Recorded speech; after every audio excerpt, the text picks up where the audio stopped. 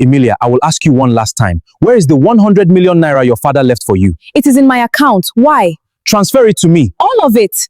Every single naira. I am your husband. I am the head of this house. Tunde, I called you because I wanted us to plan together. You did not even allow me to finish talking. What is there to finish? You already mentioned school, business, and land. Did you mention your husband? I was going to. Going to. So I am now the last person on your list. This money is my father's final gift to me. I will not hand over 100 million naira without knowing what you want to do with it. Then maybe you no longer need a husband. What does that mean? Give me the money, or I will marry another woman. You will destroy 10 years of marriage because of my inheritance. I need a wife who respects me. And I need a husband who does not think marriage means ownership. Emilia, be careful. No, Tunde, you be careful, because if you are threatening to replace me over 100 million naira, then go ahead and find your second wife. What did you just say? You heard me, but you will not touch my father's money. Tunde Adeyemi was a hard-working businessman from Ibadan, Oyo State, but he had lived in Lagos for many years. Every morning, before the roads became too busy, he left his home and drove to Ladipo Market, where he sold motor spare parts. His shop was not the biggest in the market, but it was well stocked, and many customers trusted him because he understood his business. He could look at a damaged car part and quickly tell the owner what needed to be replaced. He knew the prices of different engine parts, brake pads, side mirrors, headlights, batteries, and many other items. He also knew how to speak to customers in a friendly way so they would return. Tunde was proud of the life he had built. He did not come from a very rich family, so everything he had came through years of hard work, patience, and determination. He had rented a small shop when he first entered the business, but with time, he expanded it and employed 2 young men who helped him attend to customers and arrange the goods. At home, Tunde was married to Emilia Basi Adeyemi, a beautiful woman from Akwa Ibom State. Emilia had a calm face, a gentle voice, and a warm smile that made people feel comfortable around her. She was educated, intelligent, and respectful. She knew how to speak her mind without being rude, and she always tried to keep peace in her home. Tunde and Emilia had been married for 10 years, and their marriage was blessed with one son named Gabriel. Gabriel was 10 years old, very intelligent, playful, and full of questions. He loved drawing cars, and because of his father's business, he knew the names of many vehicle parts that children of his age did not know. Sometimes he would sit beside Tunde and ask, "Daddy, when I grow up, will you give me one big shop at Ladipo Market?" Tunde would laugh and answer, "My son, I will not only give you a shop, I will give you the whole business if you study hard and become a responsible man." Gabriel would smile proudly and say, "I will study hard, Daddy. I will even make the shop bigger than your own." Those moments made Emilia happy. She loved watching her husband and son joke together. To people outside their home, Tunde and Emilia had the kind of marriage many people prayed for. Their home was peaceful, their son was doing well in school, and they seemed to understand each other. Early every morning, Emilia woke up before everyone else. She would go into the kitchen, prepare breakfast, and pack Tunde's lunch. Sometimes she made rice and stew, sometimes yam and egg sauce, and sometimes she packed beans and plantain for him. Tunde often told her, "Emilia, if I eat outside, it is only because I am too busy. Your food is still the best." Emilia would smile and reply, "You only say that because you want me to keep cooking for you." Tunde would laugh and say, "Of course, a wise man knows how to praise the woman feeding him." After preparing his food, Emilia would wake Gabriel, help him prepare for school, and make sure his books were properly arranged. Gabriel was old enough to dress himself, but he was sometimes careless. He could wear one black sock and one blue sock without noticing. Whenever Emilia corrected him, he would laugh and say, "Mommy, nobody will look at my socks." Emilia would reply, "Your teacher will look, and I will not allow you to leave this house looking confused." Their mornings were often filled with small jokes and simple family happiness. Before Tunde left for work, he would sometimes kiss Emilia on the forehead and tell her to take care of herself. Gabriel would run after him and shout, "Daddy, don't forget the drawing book you promised me." Tunde would answer, "I have heard you. Let me first make money before you finish all the money in my pocket." Emilia would stand by the door, watching them with a smile. She believed she had a good home. She knew her marriage was not perfect, but she felt that every marriage had its own small problems. Emilia was not a lazy woman. Before Gabriel was born, she had worked in a private company in Lagos. She enjoyed working, earning her own money, and meeting people. But after Gabriel's birth, she found it difficult to continue because the child often fell sick during his early years. Tunde suggested that she stay at home and care for him until he became older. Emilia agreed because she wanted the best for her son. She believed she would return to work after some time. However, 1 year became 2 years, 2 years became 5 years, and before she knew it, 10 years had passed. Emilia did not sit at home doing nothing. She started selling clothes, shoes, handbags, beauty products, and household items online. She used her phone to advertise the product and delivered them to customers around Lagos. Some months were good, while some were slow, but she managed the business carefully. She saved her profits and used part of the money to support the home. Over the years, Emilia bought many important things in the house. She paid for the large television in the living room, the washing machine, the microwave, the refrigerator, the dining set, the curtains, and most of the furniture. She also bought many kitchen appliances. She never used these things to insult Tunde. She did not tell visitors, "I am the one who bought this," because she believed everything in the home belonged to the family. Whenever Tunde brought friends home and they praised the beautiful living room, Emilia simply smiled. She never took all the credit. She respected her husband and wanted him to feel proud of their home. Tunde also provided for the family. He paid the house rent, Gabriel's school fees, and many other bills. He bought food, paid for electricity, and handled major family expenses. Emilia appreciated him and never made him feel that his efforts were not enough. She often told Gabriel, "Your father works very hard for this family. You must always respect him." Gabriel loved both parents deeply. He saw his father as a strong man and his mother as the heart of the home. The family attended church together, celebrated birthdays, and visited relatives during holidays. When Emilia's customers delayed payments or business was slow, Tunde sometimes encouraged her. He would say, "Do not worry, business has good days and bad days. Just continue." Those words made Emilia believe that Tunde supported her dreams. However, there was a side of Tunde that Emilia had learned to overlook. Tunde liked to remind everyone that he was the head of the family. Whenever he and Emilia disagreed, he expected his decision to be final. Even when Emilia had a better idea, Tunde did not like it when she challenged him. He would say, "Emilia, I have heard you, but I am the man of this house."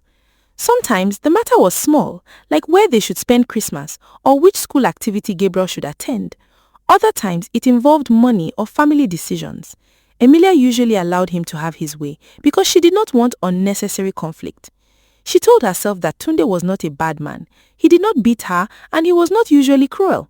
He could be stubborn, but he could also be loving and responsible. Whenever he became angry, he often returned to his normal self after some time. Emilia believed that patience was important in marriage.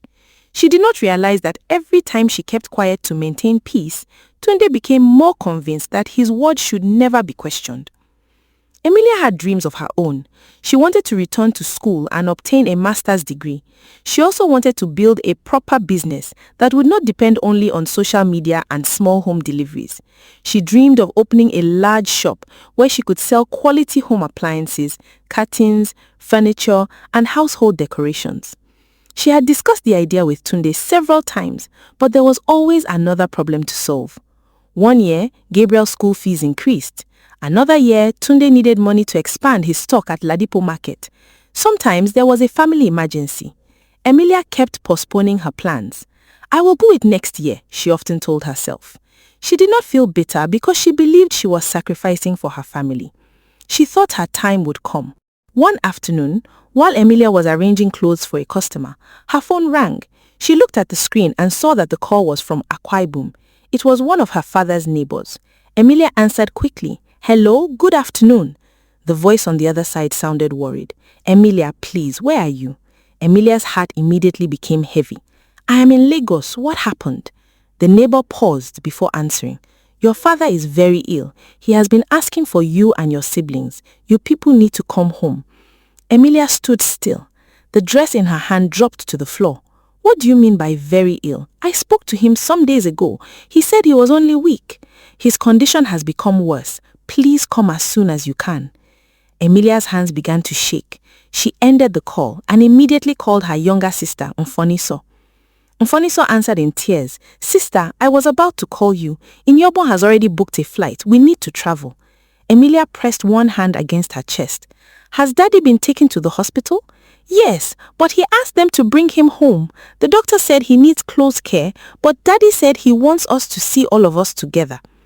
Emilia could barely speak. I will tell Tunde now. We will travel immediately. When Tunde returned from the market that evening, Emilia found her sitting silently in the living room. Her eyes were red from crying. He dropped his car keys and moved closer. Emilia, what happened? She looked at him and said, My father is very ill. They said he has been asking for all of us. I need to travel to Akwa Ibom. Tunde sat beside her. Then you should go. Do not delay. I am afraid, Tunde. The way they spoke made it sound serious. Tunde held her hand. Do not think the worst before you see him. Book your ticket. I will take care of Gabriel. Emilia nodded slowly. Mfoniso and Iniobon are also going. Good. You people should be together. I will give you money for the journey and anything you may need there. Emilia leaned against him and cried. Tunde held her and said, Be strong. Your father may recover. Just go and see him. That night, Emilia packed a few clothes. Gabriel stood at the bedroom door watching her. Mommy, is Grandpa going to die? Emilia turned quickly. Do not say that, Gabriel. But you are crying. Emilia walked to him and held his shoulders. Grandpa is sick and I am going to see him. You will stay with Daddy and behave well. Gabriel nodded, but fear remained in his eyes. Tell Grandpa I love him. I will. The following morning, Emilia traveled to Akwa Ibom. When she arrived at the family home, she met Iniobong and the Foniso there. Iniobong, her only brother, hugged her tightly. He looked tired and worried. Mfoniso was already crying. Sister, Daddy is very weak, she whispered. Emilia entered the room slowly. Her father, Chief Anieti Basi, was lying on a large bed. He had lost weight and his face looked tired. Chief Anieti had always been a strong and active man. He owned transport vehicles, agricultural land, and several properties. He also built a small company that supplied farm produce to businesses. He did not behave like a wealthy man. He wore simple clothes, spoke gently, and avoided showing off. Many people knew he was comfortable, but few understood how much he had built over the years. Seeing him weak broke Emilia's heart. She moved closer and knelt beside the bed. Daddy, I am here. Chief Anieti slowly opened his eyes. A weak smile appeared on his face. Emilia, my first daughter. She took his hand. Daddy, why did you allow yourself to become this weak before calling me? I did not want to disturb you. Tears filled Emilia's eyes. You can never disturb me. Mfoniso stood beside the bed, crying quietly, while Iniobong tried to remain strong. Chief Anieti looked at all three children. I asked you to come because there are things we must discuss. Iniobong shook his head. Daddy, let us first talk about your health. We can discuss other things later. Chief Anieti gave a tired smile. My son, I know my body. I have lived long enough to understand when time is speaking. Do not talk like that, Mfoniso cried. You will recover. Chief Anieti looked at her lovingly. My daughter, everybody will leave this world one day. What matters is whether we leave peace behind. Emilia squeezed his hand. Daddy, please rest. We are here now. Chief Anieti agreed to rest. But later that evening, he asked Iniobong to call Barrister Ekong, the family lawyer. The next morning, Barrister Ekong arrived carrying a brown leather bag and several files. He greeted the family and sat in the large living room. Chief Anieti was helped into a comfortable chair. Emilia, Iniobong, and Mfoniso sat around him. Chief Anieti looked at his children and said, I called you because I do not want money and property to destroy the love between you after I am gone. Emilia immediately said, Daddy, nobody is thinking about your property. He replied, I know, but many families begin fighting after the death of their parents. I have seen brothers become enemies. I have seen sisters stop speaking because of land. I do not want that for my children. Barrister Ekong opened one of the files. Chief Anieti continued, Everything has been written properly. I want you to hear it from me, so nobody will later say there was confusion. Iniobong leaned forward. Daddy, whatever you decide, we will respect it. Chief Anieti nodded. Barrister Ekong began to explain the will. He told them that Chief Anieti had set aside 300 million naira for his children. Each child would receive 100 million naira. Emilia looked at her siblings in shock. Mfoniso covered her mouth with her hand. Iniobong remained silent. Barrister Ekong continued. Iniobong, as the only son and the child who had worked closely with their father's businesses, would receive the family company and the largest portion of the remaining lands. He would also take responsibility for some business investments and workers. Emilia would receive 5 valuable plots of land, while Mofoniso would receive 3 plots. Other smaller investments and properties had been shared according to Chief Anieti's instructions. Emilia looked at her father. "Daddy, you kept all this without telling us?" He smiled faintly. "I worked so that my children would have something to stand on. I did not work for people to praise me." Mofoniso wiped her tears. "Daddy, I do not want money. I want you to be well." He replied, "The money is not replacing me. It is simply part of what I am leaving behind." Barrister Ikong explained that the money was already secured in designated accounts and that the documents were complete. Chief Anieti turned to Eniobong. "My son, I gave you the company because you understand it. Do not use that position to oppress your sisters." Eniobong quickly shook his head. "Never, Daddy. Emilia and Mofoniso are my sisters. I will never cheat them." Chief Anieti then looked at Mofoniso. "Use what I have given you wisely. Do not allow anybody to sell your land because they want quick money." Mofoniso nodded. "I understand, Daddy." Finally, he looked at Emilia. His eyes remained on her for a long moment. "Emilia, you are a good wife and a good mother, but never believe that being a good wife means losing yourself." Emilia became uncomfortable. "Daddy, why are you saying this?" "Because I know how much you have postponed your dreams. You wanted to return to school. You wanted a proper business. You kept waiting because of marriage and family responsibilities." Emilia lowered her eyes. Chief Anieti continued, "Marriage is not slavery. Supporting your husband does not mean you must surrender everything that belongs to you. Use your inheritance wisely. Secure Gabriel's future. Invest in yourself. Do not allow anybody to pressure you into giving away what I worked to leave for you." Emilia's eyes filled with tears. "Tunde is my husband. I do not think he will pressure me." Chief Anieti did not argue. He only said, "I hope he will support you. But remember my words. A person's true character sometimes comes out when money enters the room." Emilia held his hand. "Daddy, please stop speaking as if you are leaving us." Chief Anieti smiled gently. "I am only doing what a father should do." Over the next few days, the siblings remained with him. They prayed, talked, and remembered old family stories. Sometimes Chief Anieti became too weak to speak. Other times, he looked stronger and asked about Gabriel and his other grandchildren. Emilia prepared food for him and sat beside him for hours. Before she returned to Lagos, Chief Anieti called the 3 siblings together again. "Promise me that no spouse, relative, or outsider will separate you because of this inheritance." Iniobong answered first. "I promise." Mfoniso also said, "I promise, Daddy." Emilia nodded through her tears. "We will remain united." Chief Anieti looked satisfied. Emilia returned to Lagos with a heavy heart. Tunde welcomed her and asked about her father. She told him that Chief Anieti was still weak and that the family was praying. She did not immediately mention the will because she was emotionally tired, and she also wanted the legal process to be complete before discussing it. A few days later, the call Emilia feared finally came. Mfoniso called early in the morning. Her voice was broken. "Sister, Daddy is gone." Emilia froze.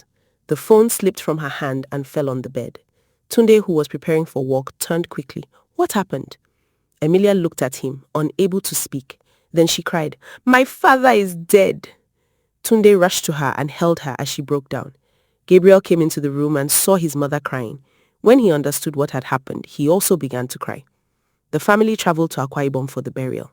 Tunde stayed close to Emilia during the funeral. He greeted visitors, assisted with arrangements, and supported her whenever grief became too much. Emilia appreciated his presence. She looked at him during the burial and felt grateful that she had a husband who stood beside her in a difficult moment. The burial was large and dignified. Many people attended because Chief Anieti had helped several families and supported many young people through school and business. After the funeral, Barrister Ikong met the 3 children again. He confirmed that the inheritance documents were ready and that the money would be released. Emilia received the documents for her 5 plots of land. Not long after, 100 million naira was transferred into her account. When Emilia saw the bank alert, she did not feel excited. She sat quietly and cried because the money reminded her of her father. She would have returned every naira just to speak with him again. After the family returned to Lagos, Emilia spent several days thinking about what to do. She did not want to waste the money. She remembered her father's advice and began writing down her plans. She wanted to keep 3 plots of land for Gabriel. She would not sell them no matter what happened. She wanted to develop 1 plot into a family home or commercial property in the future. She planned to keep the 5th plot as an investment and decide later whether to develop it or sell it when its value increased. For the money, Emilia wanted to return to school for her master's degree. She also wanted to establish a proper home appliance and interior supplies business. She knew the market because she had been selling household products online for years. She wanted a physical shop, employees, and a delivery vehicle. She also planned to save and invest a large part of the money. Most importantly, Emilia wanted to support Tunde. She considered giving him some money to expand his spare parts business. She knew he had been talking about importing more goods and renting a larger shop. Emilia had not decided the exact amount, but she intended to discuss it with him. She wanted them to plan as husband and wife. One evening, after dinner, Gabriel went to his room to complete his homework. Tunde sat in the living room looking through messages on his phone. Emilia sat beside him. "Tunde, I want us to discuss something important." Tunde placed the phone down. "What is it?" Emilia took a deep breath.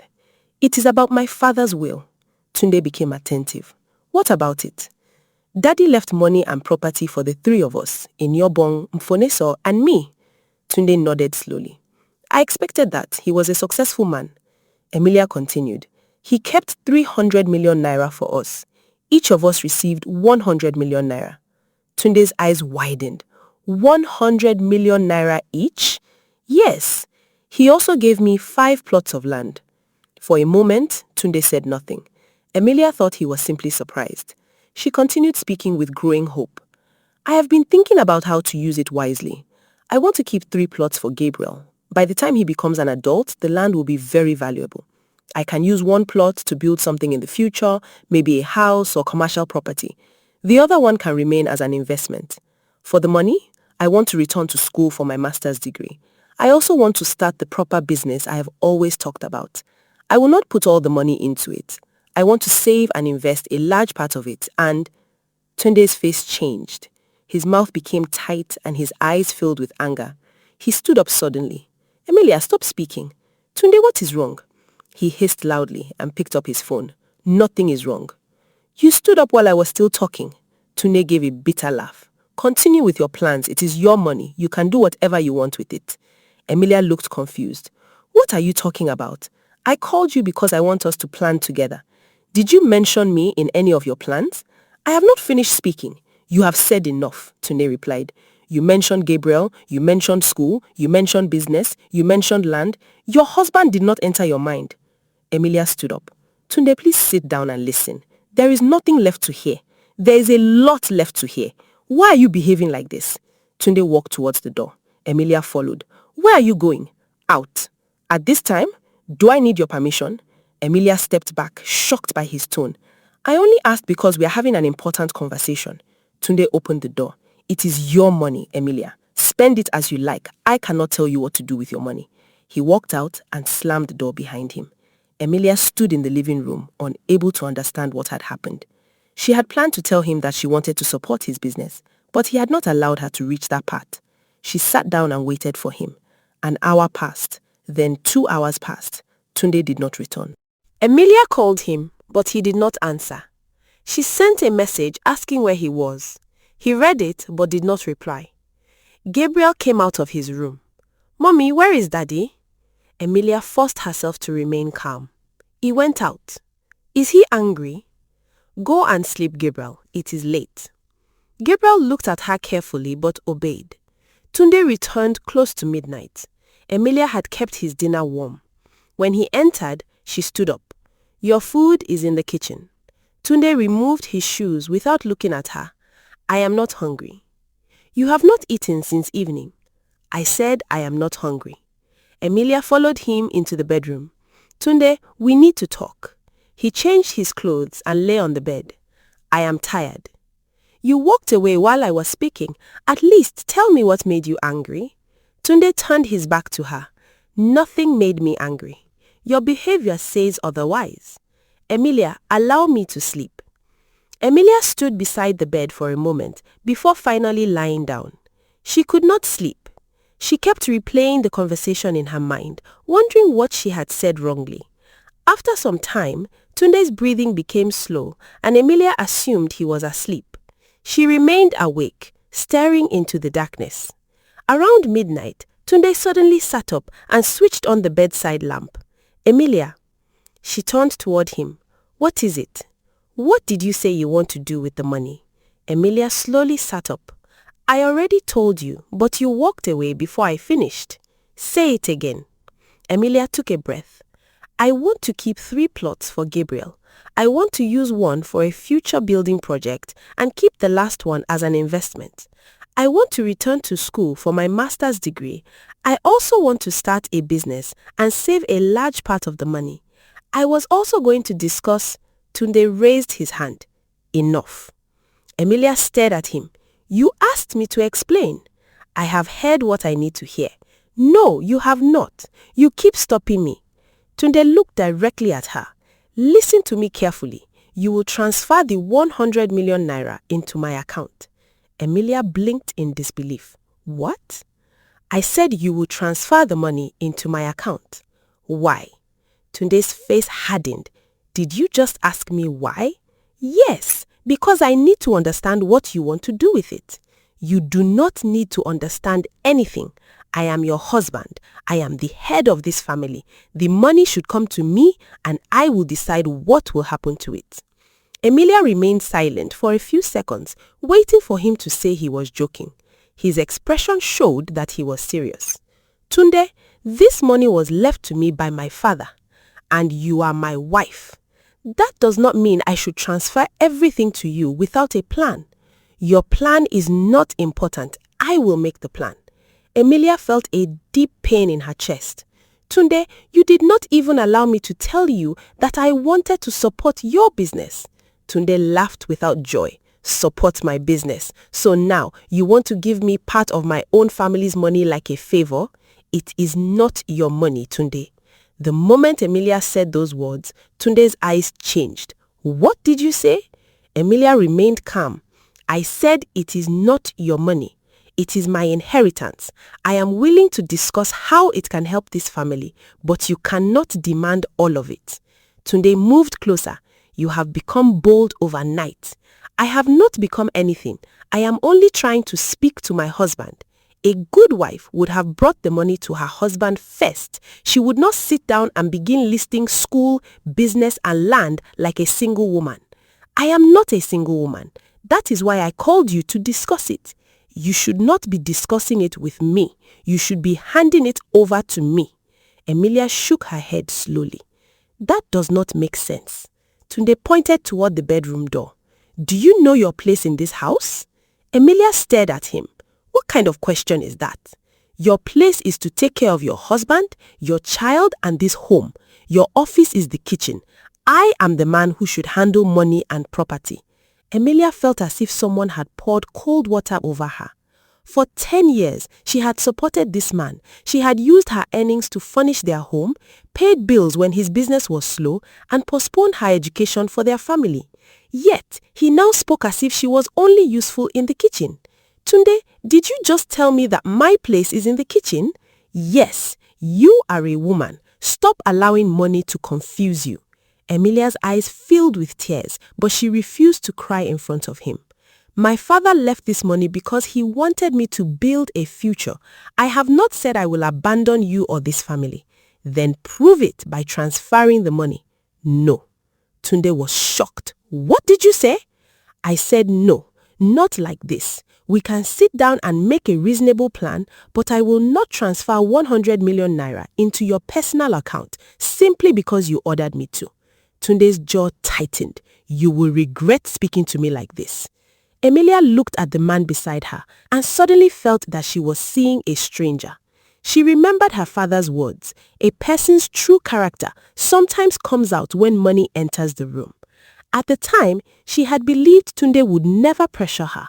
Now, only a short time after hearing about the inheritance, he was demanding everything and treating her dreams as disrespect.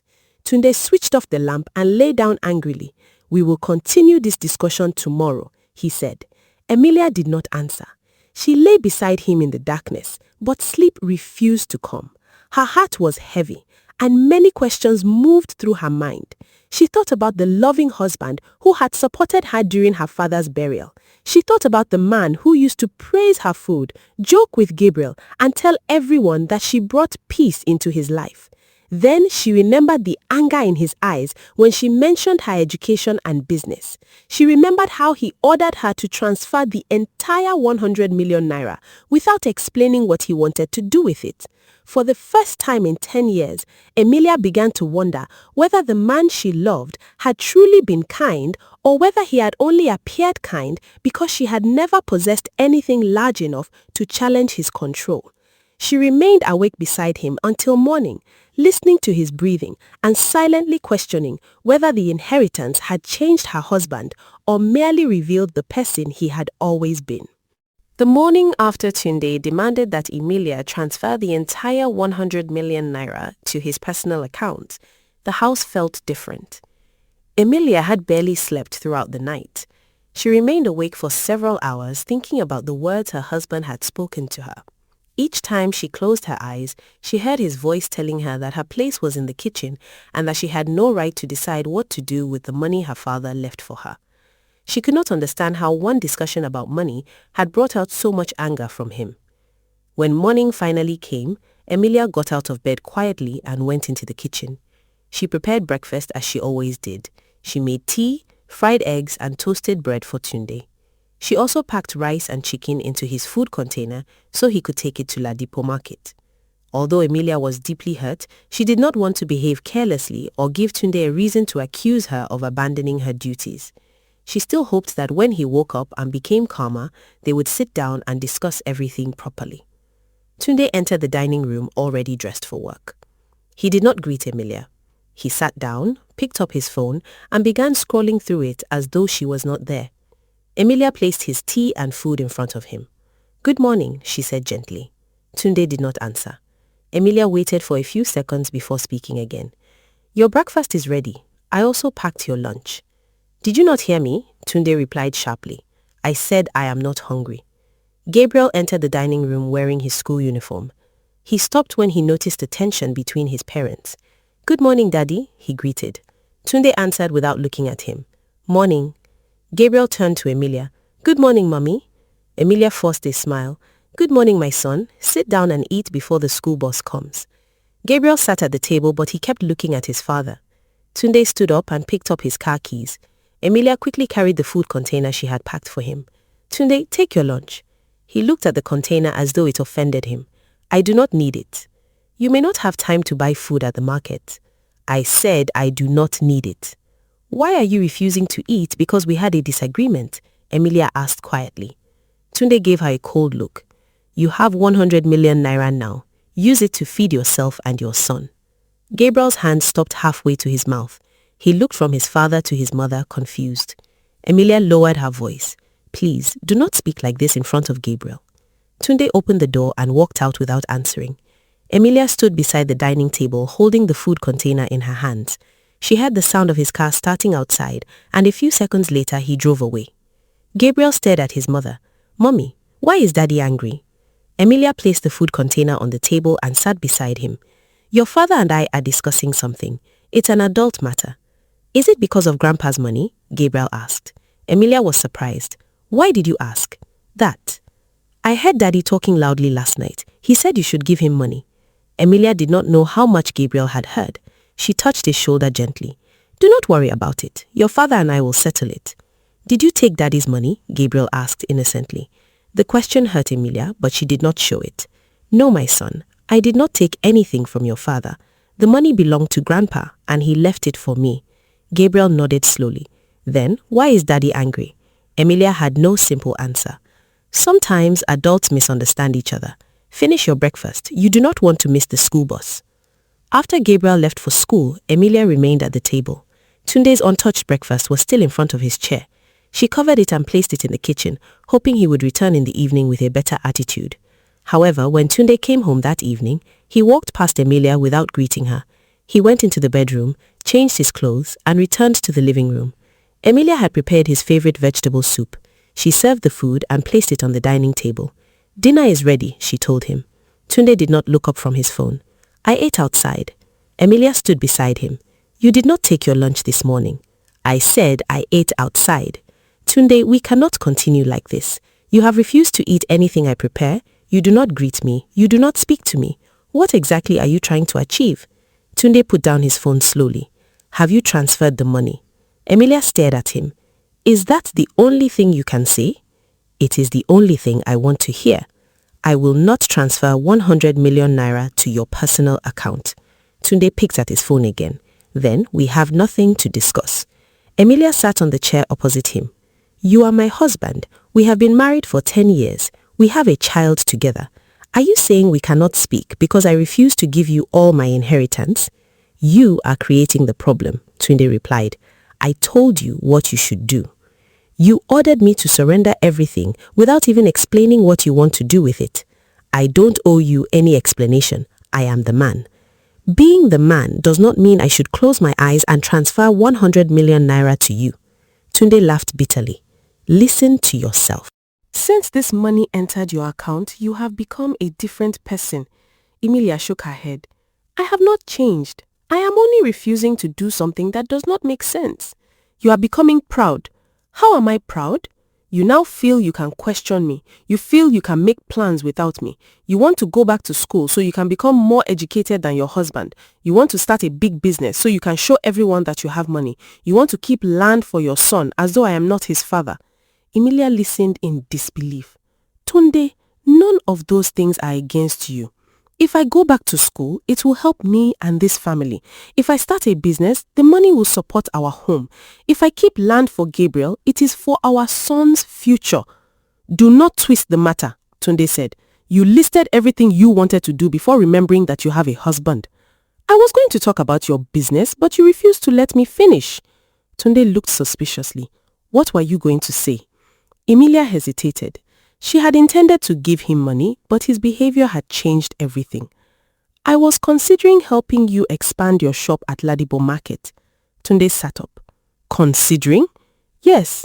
I wanted us to discuss how much you needed and what the expansion plan would be. Tunde's face became hard.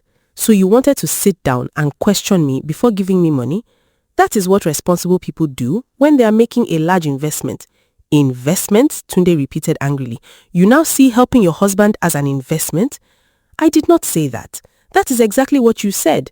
Tunde, please listen to me. You have already made your position clear. You believe the money belongs only to you. You believe you can give me a small part like a beggar and keep the rest for yourself. Emilia felt anger rising in her chest, but she controlled it. I never called you a beggar. I have supported you many times without making noise about it. When your business was slow, I used my money to buy food in this house. When you needed money to pay some workers, I helped you. I bought most of the things in this living room. I never used any of it to insult you. Tunde stood up. Now you are counting everything you have done? I am not counting anything. I am reminding you because you are behaving as if I have never supported this family. Keep your support, Tunde said. I do not need it. Then stop demanding my father's money. Tunde turned toward her sharply. Be careful, Emilia. I am being careful. I am also being honest. You cannot say you do not need my support and still demand 100 million naira from me. Tunde pointed at her. As long as you are my wife, that money concerns me. It concerns you, but it does not belong to you. Then keep it. Let us see where this pride will take you. He walked into the bedroom and slammed the door. Emilia remained in the living room, staring at the untouched food on the table. That night, Tunde slept with his back turned toward her. When Emilia tried to speak, he told her to leave him alone. The same behavior continued the following day and then the next. Tunde stopped eating at home completely. He left early in the morning and returned late at night.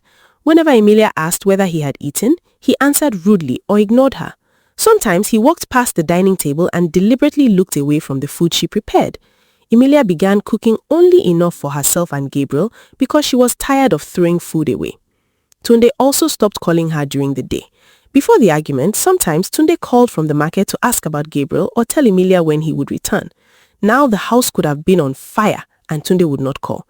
If Emilia called him, he either refused to answer or spoke as if she were disturbing him. One afternoon, Emilia called because Gabriel had developed a fever at school. Tunde answered after the 5th call. What is it? He asked impatiently.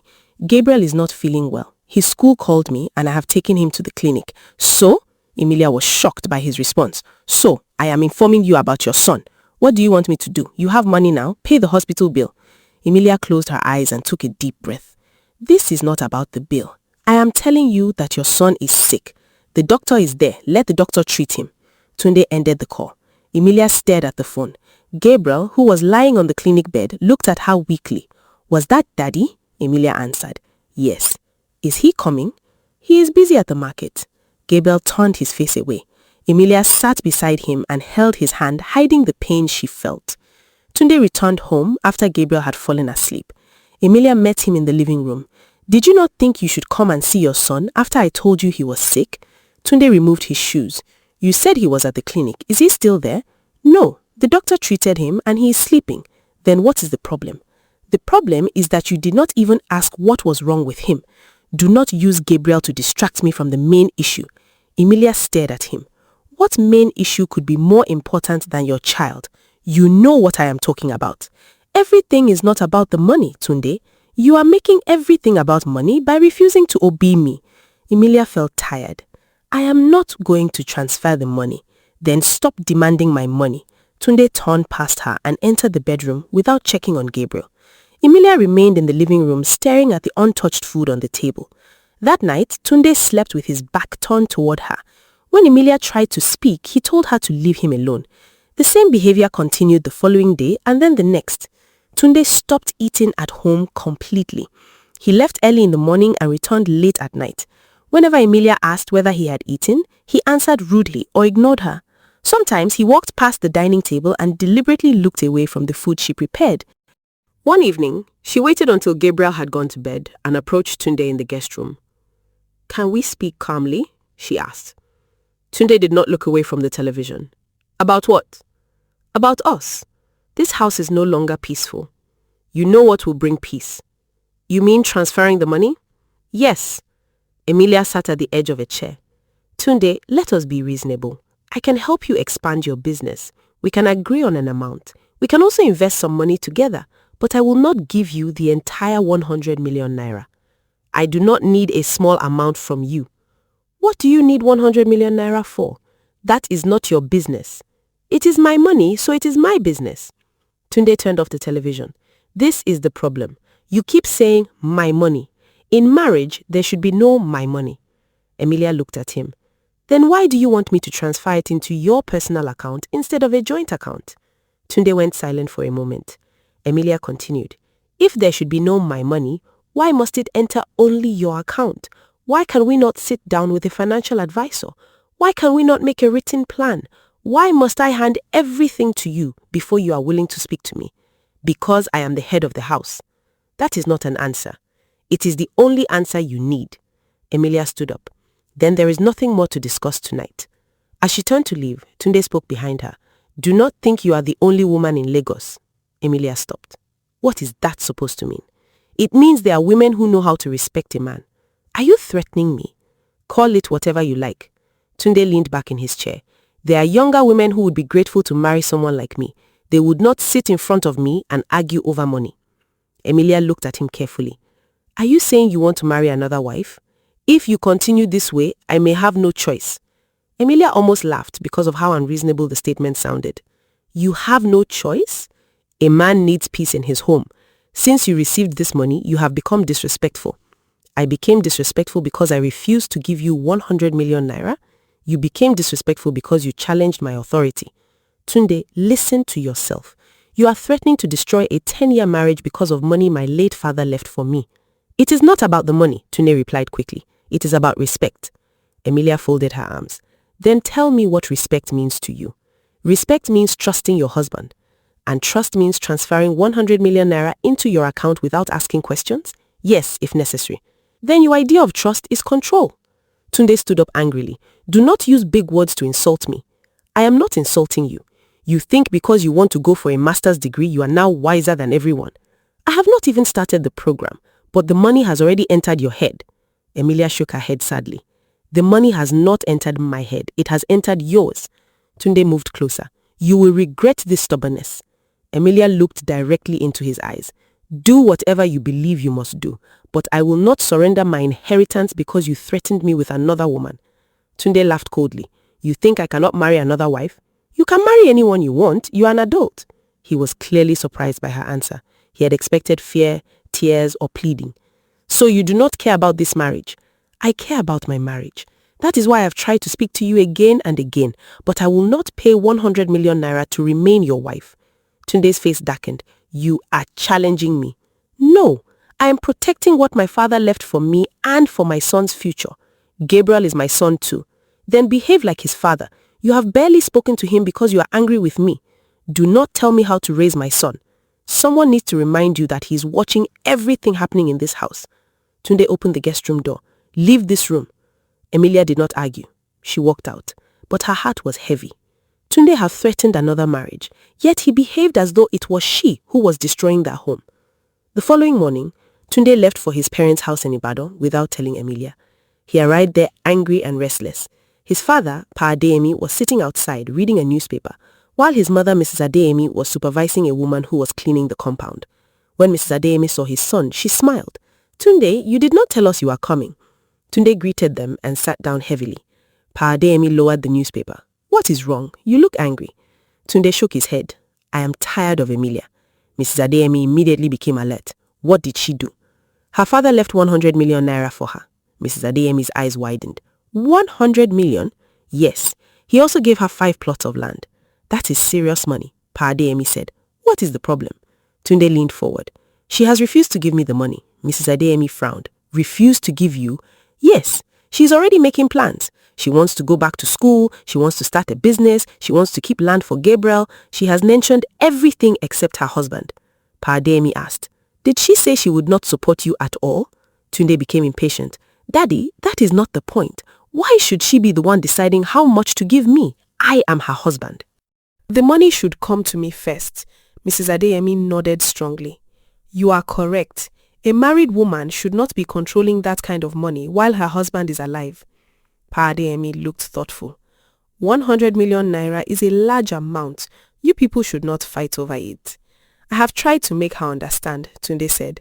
She keeps arguing. She even asked what I want to do with the money. Mrs. Adeyemi placed one hand on her chest. You questioned him? Yes. This is what money does to some women. Once they have small money, they forget their husband. Pa Adeyemi corrected her. 100 million is not small money. That is why the matter is dangerous, Mrs. Adeyemi replied. If Emilia controls that money, Tunde will not have peace again. She will begin walking around as though she is the husband. Tunde nodded. That is exactly what I am saying. Pa Adeyemi asked, what do you plan to do with the money? Tunde looked away. I will invest it in my business and other things. Have you explained your plans to her? Why must I explain everything? Am I not the head of my family? Pa Adeyemi sighed. You are the head, but marriage also requires discussion. Mrs. Adeyemi quickly interrupted. Do not confuse him. Emilia should obey her husband. That is the simple truth. Tunde said, I have told her that if she refuses, I will marry another wife. Pa Adeyemi looked at him sharply. Do not rush into such a threat. Mrs. Adeyemi asked, and what did she say? She said I should go ahead. Mrs. Adeyemi slapped her hands together. She said that? Yes. She said she will not pay 100 million naira to remain my wife. Mrs. Adeyemi stood up. I knew there was something wrong with that woman. I warned you before you married her. Pa Adeyemi shook his head. Do not start that discussion again. I will start it, she replied. I had good Yoruba girls for Tunde, girls from responsible homes, but he refused. He traveled to Lagos and brought an Akwa Ibom woman. Now see what she's doing. Tunde looked at his mother. You people need to speak to her. Maybe she will listen to you. Mrs. Adeyemi agreed immediately. We will come to Lagos. She must understand that she cannot stand above her husband. Pa Adeyemi was not completely comfortable, but he agreed to go because he wanted the family dispute to end. 2 days later, Tunde informed Emilia that his parents would be visiting. Emilia felt a small amount of hope. She believed Pa Adeyemi would listen carefully and help them find a fair solution. She cleaned the house, prepared food, and waited for them respectfully. Gabriel was at school when Pa and Mrs. Adeyemi arrived. Emilia welcomed them warmly. She knelt to greet them and offered them water. Daddy, Mommy, welcome, she said. How was the journey? Pa Adeyemi answered her greeting. Mrs. Adeyemi looked around the living room with a serious expression. We are fine. Where is Tunde? He said it was coming from the market. Good, Mrs. Adeyemi replied. We came because of the problem you have created in your home. Emilia's hope began to fade, but she remained calm. Mommy, I did not create a problem. Tunde and I had a disagreement about my inheritance. Mrs. Adeyemi sat down. That inheritance is the problem. Pa Adeyemi cleared his throat. Emilia, we heard your father left you 100 million naira. Yes, Daddy. And 5 plots of land? Yes. May your father's soul rest in peace. Amen. Thank you. Pa Adeyemi continued. Tunde told us that you are refusing to give him the money. Emilia sat opposite them. Daddy, that is not the full story. I called Tunde because I wanted us to discuss my plans. I told him I wanted to keep 3 plots for Gabriel, go back to school, start a business, and invest part of the money. I had not finished speaking before he became angry and walked away. Mrs. Adeyemi waved her hand. Why were you making plans before giving the money to your husband? Emilia looked at her. Because the money belongs to me, Mommy, and I want to use it responsibly. Mrs. Adeyemi leaned forward. That is where you are making a mistake. You are a woman under a man. Once you marry, you do not stand alone. I know I am married. That is why I included my husband in the discussion. You did not include him, Mrs. Adeyemi said. You informed him after making your own plans. They were ideas, not final decisions. A good wife would bring the money to her husband first. Emilia looked at Pa Adeyemi, hoping he would speak more reasonably. He said, Emilia, why do you need to hold 100 million naira when you have a husband? You should trust Tunde. Daddy, I trusted Tunde for 10 years. I have supported him and this family. I was even planning to give him money to expand his spare parts business. Mrs. Adeyemi interrupted. Give him money? Listen to how you are talking. You want to give your husband his own family money as though you are helping a poor stranger. Emilia took a slow breath. Mommy, the inheritance came from my father. It is not Tunde's money. Mrs. Adeyemi stared at her. So because your father gave it to you, your husband has no right over it? I did not say he has no interest in our family plans. I said he does not have the right to demand the entire amount and order me to transfer it into his personal account. Pa Adeyemi asked, why are you afraid to transfer it? Emilia answered honestly. Because Tunde refuses to tell me what he wants to do with it. He says he has no right to ask. Since I refused, he has stopped eating my food, stopped speaking to me, and threatened to marry another wife. That behavior has made me afraid to trust him with the money. Mrs. Adeyemi laughed loudly. So now you are afraid of your own husband? I am afraid of giving a large amount of money to someone who becomes angry whenever I ask a simple question. That is disrespect, Mrs. Adeyemi said. You are speaking as if Tunde is a thief. I did not call him a thief. Then transfer the money. Emilia remained silent. Mrs. Adeyemi pointed at the floor. Kneel down. Emilia looked at her in surprise. Mommy, I said kneel down. Apologize to your husband. When he returns, you will tell him you are sorry. Then you will transfer the money. Once the money enters his account, peace will return to this house. Emilia could no longer hide her disbelief. Mommy, why should the peace of my marriage depend on giving Tunde 100 million naira? Mrs. Adeyemi's face changed. Did you hear her? She asked her husband. She is questioning me too. Pa Adeyemi looked at Emilia. You should lower your voice. Daddy, I am not shouting. I am asking a reasonable question. If Tunde loves me, why will he stop speaking to me because of money? Why will he ignore Gabriel? Why will he threaten another marriage? Mrs. Adeyemi clapped her hands angrily. This is what I said from the beginning. I told Tunde to marry a Yoruba woman. I had good, well-trained girls for him, but he refused. He went and brought an Akwa Ibom woman into our family. A Calabar woman for that matter. Now she has money and wants to sit on top of her husband? Emilia felt deeply insulted, but she controlled herself. Mommy, I am from Akwa Ibom. There is nothing wrong with where I come from. Pa Adeyemi turned to his wife. Stop insulting her tribe. It is not necessary. It is necessary, Mrs. Adeyemi replied. Would a proper Yoruba woman tell her husband to marry another wife? Emilia looked at her firmly. Your son threatened to marry another wife because I refused to transfer my inheritance to him. What was I supposed to do? Beg him and pay him to remain married to me? Yes, you should beg him if necessary, Mrs. Adeyemi answered. Emilia was shocked by the reply. With 100 million naira? Money should not be more important than your marriage. Then why is Tunde making the marriage depend on money? Mrs. Adeyemi could not answer directly. She turned to Pa Adeyemi. You see how she talks? This money has already made her proud. Emilia stood slowly. Her hands were shaking, but her voice remained respectful. Daddy, Mommy, I am sorry if you believe I am stubborn. I respect both of you. I have respected your son for 10 years. I have supported his business, cared for his home, and raised our child. I have never used my money to compete with him, but I will not transfer my entire inheritance into his account. Pardemi frowned. Emilia, think carefully. Do not allow money to destroy your marriage. Daddy, I am not the one threatening the marriage.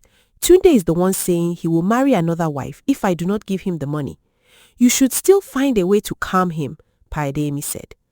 I have tried. He refuses every discussion unless the money enters his account. Mrs. Adeyemi stood up. Then give it to him. Emilia looked directly at her. No, Mommy, I will not. The room became silent. Mrs. Adeyemi stared at Emilia as if she could not believe what she had heard. Emilia continued. My money is my birthright. It is the final gift my father left for me. I will use it wisely. I will support my family, protect Gabriel's future, and build something meaningful. But I will not surrender everything to prove that I am a good wife.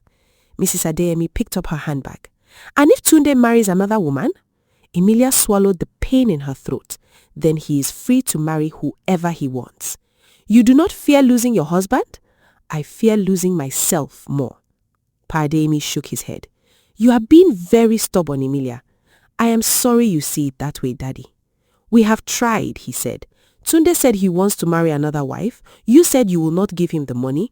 We do not know how to settle this matter again. Emilia nodded slowly. I understand. Mrs. Adeyemi walked toward the door. When this marriage breaks, do not say nobody warned you. Emilia did not answer. She opened the door for them and watched them leave. The moment the door closed, the strength left her body. She sat on the sofa and covered her face with both hands. She had expected guidance, fairness, and peace. Instead, Tunde's parents had treated her as though she had stolen something from their son. Not one of them asked why Tunde wanted the entire amount. Not one of them corrected him for threatening another marriage or ignoring Gabriel. They only cared about controlling her inheritance. When Tunde later met his parents, Mrs. Adeyemi reported every word Emilia had spoken. She said she will not give you the money. She also said if you want to marry another wife, you should go ahead. Tunde's face became red with anger. She said that in front of you? Yes, Mrs. Adeyemi replied. That woman has no respect again. Pardemi sighed. Both of you are allowing this matter to become too serious. Daddy, what do you expect me to do? Beg her for money that should be under my control? Mrs. Adeyemi waved her hand. If she refuses to obey you, marry another wife. There are many good women out there. Let her stay with her 100 million naira. Tunde nodded. That is exactly what I will do. From that day, Tunde's behavior became more painful and open. He began speaking to women on the phone inside the house. He no longer lowered his voice or went outside. He sat in the living room and laughed loudly so Emilia would hear him. My dear, I enjoyed speaking with you. Do not worry, we will see each other soon. Emilia was in the dining area helping Gabriel with his homework. She heard every word, but she did not look up. Tunde glanced in her direction, hoping to see jealousy on his face. Emilia continued explaining a mathematics question to Gabriel. You need to divide this number first, she said calmly. Gabriel looked uncomfortable. He could hear his father talking to another woman, but he did not understand what was happening. The next evening, Tunde made another call. You know I have always liked respectful women. A man needs someone who knows how to treat him well. Emilia walked past him and entered the kitchen without reacting. Her silence annoyed Tunde more than shouting would have. He wanted her to cry, question him, or beg. Instead, Emilia behaved as though his performance did not concern her. Tunde began returning home very late. Sometimes he sprayed expensive perfume before leaving the house. He bought new shirts and spent long periods looking at himself in the mirror. One Saturday evening, Emilia asked, Are you going out? Tunde smiled proudly. Why do you want to know? I only asked because dinner will soon be ready. Do not cook for me. Someone else knows how to treat a man. All right. Tunde waited for a reaction, but she walked away. He returned after midnight and found the house quiet. Emilia and Gabriel were already asleep. Nobody asked where he had gone. The next day, he complained that Emilia no longer cared about him. You did not even call to ask where I was. Emilia looked at him calmly. You told me someone else knows how to treat you. I did not want to disturb you. Tunde became angry. You are pushing me into another woman's arms. No, Tunde, you are making your own choices. A good wife would fight for her husband. I have been fighting for this marriage by asking you to sit down and speak reasonably. You are the one using other women to threaten me." Tunde walked away, but Emilia saw that her lack of jealousy troubled him. While Tunde focused on punishing Emilia, Gabriel continued suffering. His father no longer helped him with schoolwork or asked about his day. When Gabriel returned from school and greeted him, Tunde answered without looking up. Sometimes Gabriel tried to show him a drawing or a test result, but Tunde brushed him aside. "Not now," he would say. "I am busy." One evening, Gabriel came home with an excellent result in science. He ran into the living room holding the paper proudly. "Daddy, I got the highest score in my class." Tunde was typing a message on his phone. "That is good." Gabriel waited. "Will you look at it?" "Leave it on the table." "But Daddy, I got 98. I said leave it there." Gabriel's smile disappeared. He placed the paper on the table and walked to his room. Emilia followed him a few minutes later. She found him sitting on the bed wiping his eyes. "What happened?" she asked, although she already knew. Gabriel looked up. "Daddy does not like me again." Emilia sat beside him quickly. "Do not say that. He does not talk to me. He does not ask about school. Even when I got the highest score, he did not look at it." Emilia pulled him into her arms. "Your father is angry about something, but it is not your fault." "Is he angry because of you?" Gabriel asked. Emilia remained silent for a moment. "Your father and I are having a disagreement." "Will he leave us?" Gabriel whispered. Emilia's heart broke. "You do not need to worry about adult problems. You are loved." "Does Daddy still love us?" The question entered Emilia's heart like a knife. She held her son tightly and fought back tears. "I love you with all my heart," she said. "Nothing will ever change that." Gabriel noticed that she did not answer the full question, but he did not ask again. That night, Emilia made a difficult decision. She called Imfoniso and explained that the situation in the house was affecting Gabriel. "Can he stay with you for a short time?" she asked. "Of course," Imfoniso replied immediately. "Bring him tomorrow. He should not remain in that kind of environment." The following afternoon, Emilia packed some clothes, school books, and personal items for Gabriel.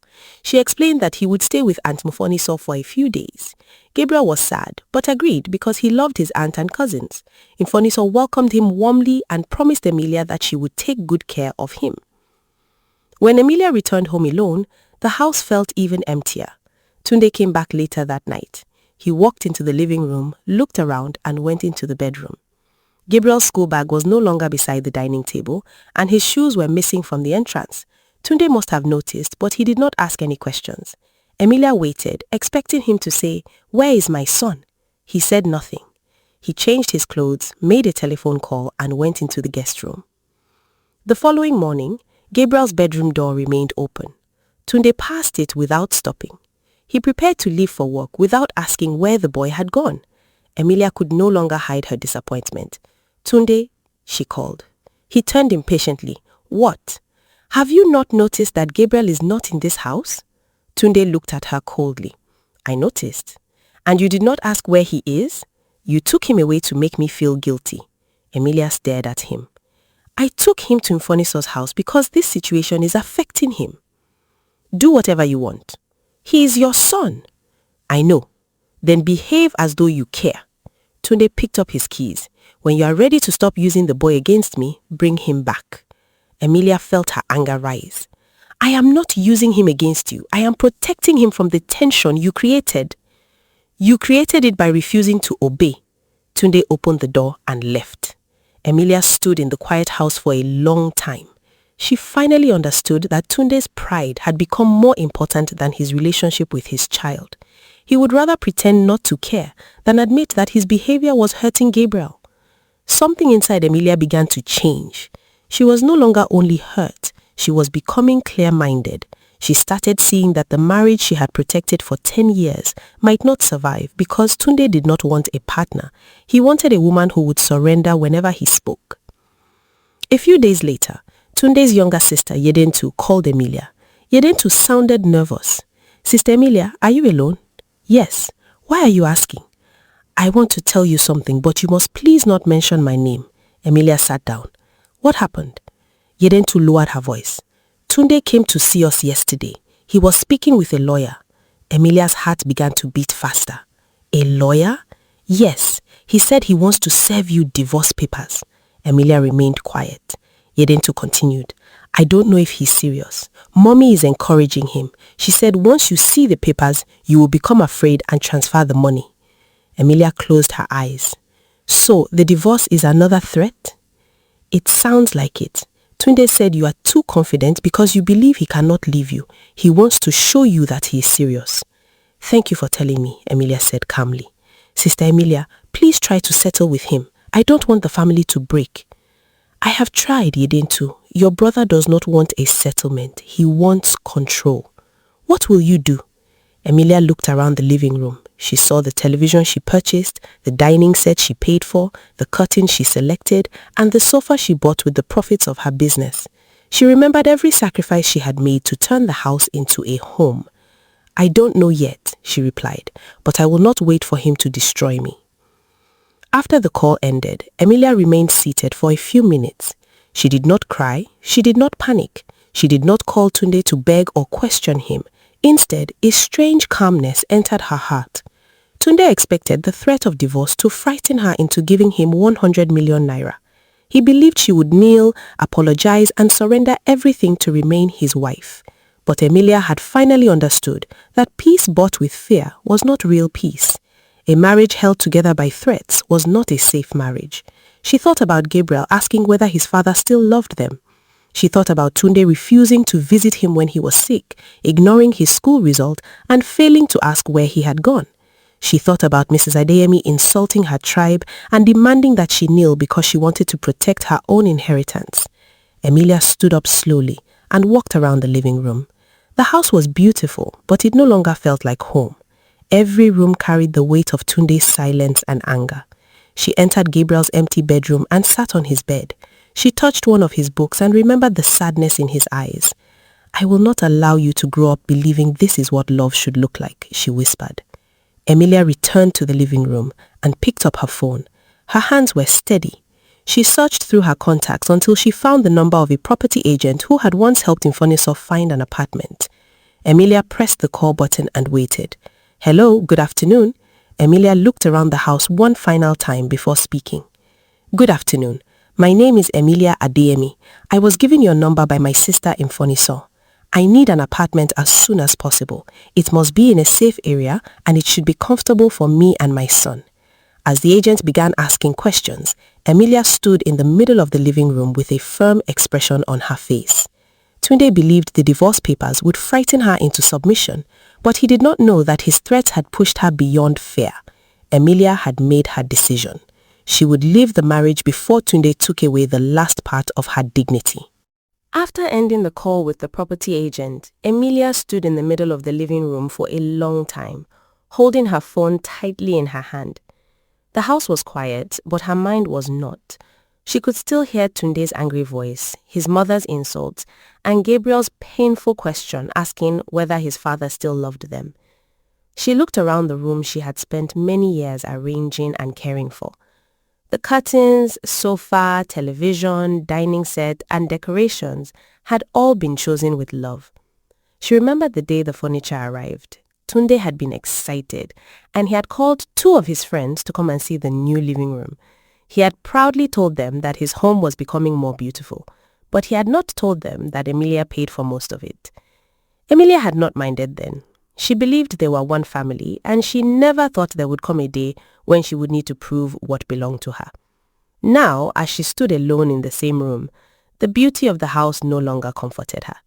It only reminded her of how much she had invested in a marriage that was now being used to punish her. The property agent called her back that same evening. Madam Emilia, I have 2 apartments you may like, he said. One is a 2-bedroom flat in a quiet estate, and the other is a 3-bedroom apartment closer to your son's school. The second one is more expensive, but the area is safe. Emilia asked him to send the pictures and details. When she received them, she studied everything carefully. She did not want to make a decision because of anger.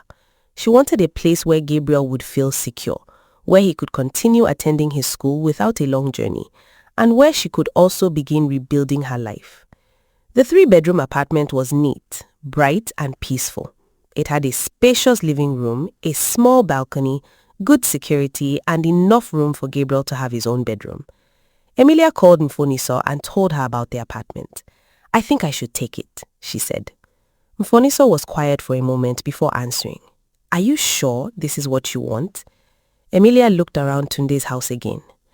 "I am sure I cannot continue living here. Your brother-in-law is planning to serve me divorce papers because I refused to hand over my inheritance. He has ignored his own son and turned the house into a place of fear. I have tried to settle the matter. I have begged him to talk. I have involved his parents. Nothing has changed." Mfoniso sighed sadly. "Then leave before it becomes worse. You and Gabriel can stay with me if you need more time." "Thank you, but I think we need our own place. Gabriel needs stability and I need space to think." "Do you need money?" Mfoniso asked. "No, I have enough personal savings. I do not want to touch the inheritance carelessly." Emilia's answer showed how serious she was about protecting what her father left for her. Even in the middle of pain, she refused to spend the money without a proper plan. The following day, she met the property agent and inspected the apartment. The moment she entered the living room, she felt a calmness she had not felt in weeks. Sunlight entered through the windows, and the estate was quiet. There were children playing in a nearby compound, and Emilia imagined Gabriel feeling safe there. "I will take it," she told the agent. She paid the rent and necessary fees from the savings she had built through her small business. She collected the keys but told no one except Mfoniso and Inyogbo. Inyogbo was upset when he heard what Tunde had done. "Sister, why did you not tell me earlier?" he asked. "Because I wanted to handle my marriage without bringing my whole family into it," Emilia replied. "I did not want everyone to begin fighting." "But he demanded the entire money." "Yes." "And he threatened another wife." "Yes." "Now he wants a divorce." That is what his sister told me. Inyogban became silent. When he spoke again, his voice was controlled. "Do not be afraid. Daddy warned us that money could reveal people. I did not think it would happen this quickly." "I do not want trouble," Emilia said. "I only want peace for myself and Gabriel." "You will have peace," Inyogban replied. "But protect yourself. Keep records of everything. Do not allow Tunde to accuse you of something later." Those words reminded Emilia to be careful with the household items she intended to take. That night, after Tunde returned late and went straight into the guest room, Emilia entered the small storage room where she kept important documents. She brought out a large file containing receipts, warranty papers, bank transfer records, and invoices. Emilia was always organized. Whenever she bought something expensive, she kept the receipt. Some purchases had been made online, so she also had email confirmations and bank alerts. She sat at the dining table and began separating the documents. The receipt for the TV was there. The washing machine, microwave, refrigerator, dining set, and sofa all had proof of payment. She also found the receipt for the curtains, blender, food processor, electric kettle, and several other appliances. Emilia wrote a list of everything she had purchased. Then she wrote another list of the things Tunde had bought. She was determined not to take anything that did not belong to her. The following morning, she called a moving company and requested a large truck. She arranged for the workers to come on a weekday when Tunde would be at Ladepo Market. She did not want an argument or physical confrontation. She also informed the estate security that movers would be coming so nobody would accuse her of secretly carrying things away. On the morning of the move, Emilia woke up early. She prepared herself quietly and walked through the house one last time before the workers arrived.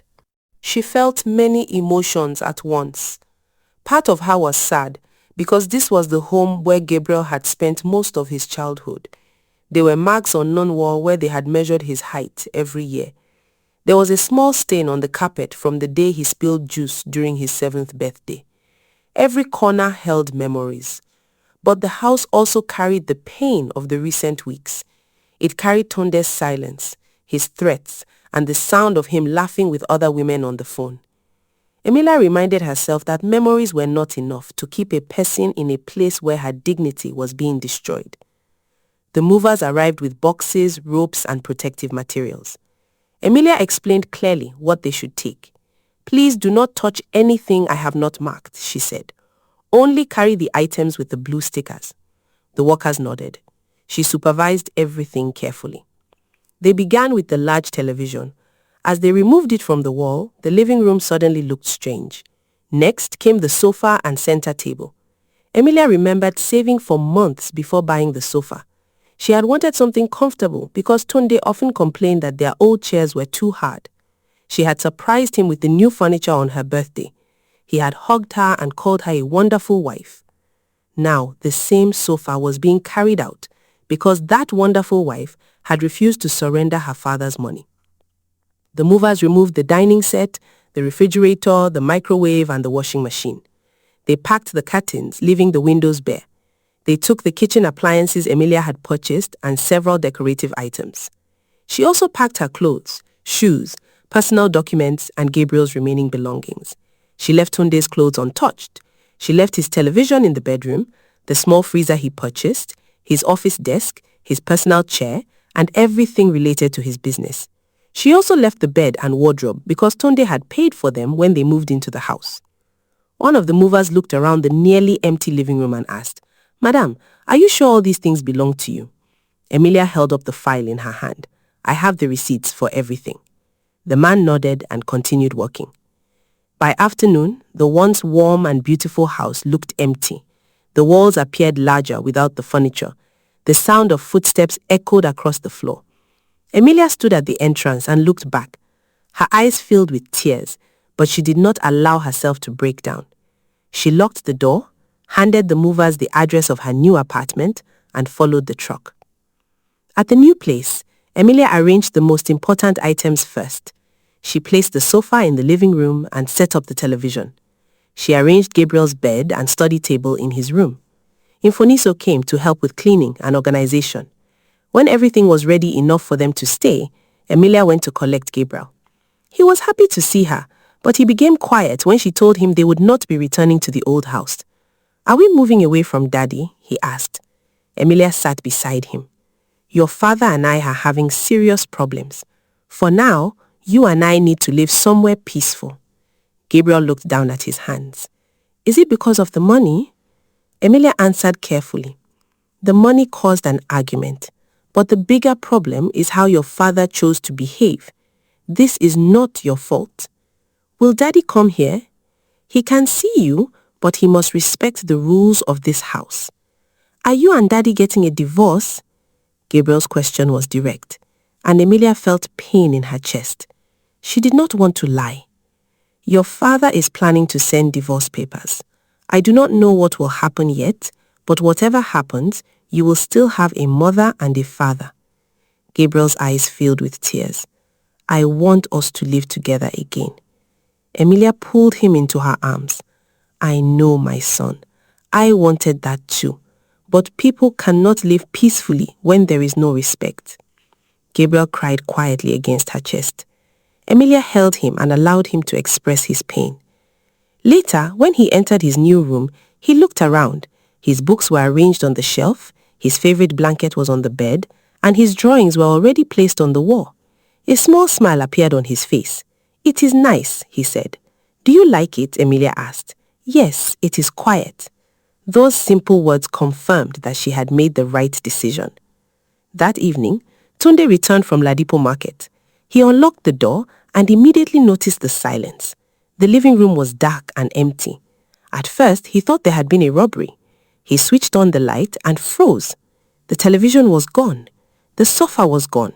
The center table, curtains, and decorations were gone. He walked into the dining area and saw an empty space where the table had been. His heartbeat increased. "Emilia," he shouted. There was no answer. He ran to the kitchen. The refrigerator and microwave were missing. Several cabinets were empty. He entered the laundry area and saw that the washing machine was gone. Tunde rushed into the bedroom. Emilia's clothes were no longer in the wardrobe and her personal items had disappeared. Gabriel's bedroom was also nearly empty. Tunde stood in the middle of the room, breathing heavily. The house looked lifeless. For the first time, he saw clearly how much Emilia had contributed. Yet instead of reflecting, anger took control of him. He called her immediately. Emilia saw his name on her phone but did not answer because Gabriel was beside her. Tunde called again. When she still refused to answer, he sent an angry message. "You have emptied my house.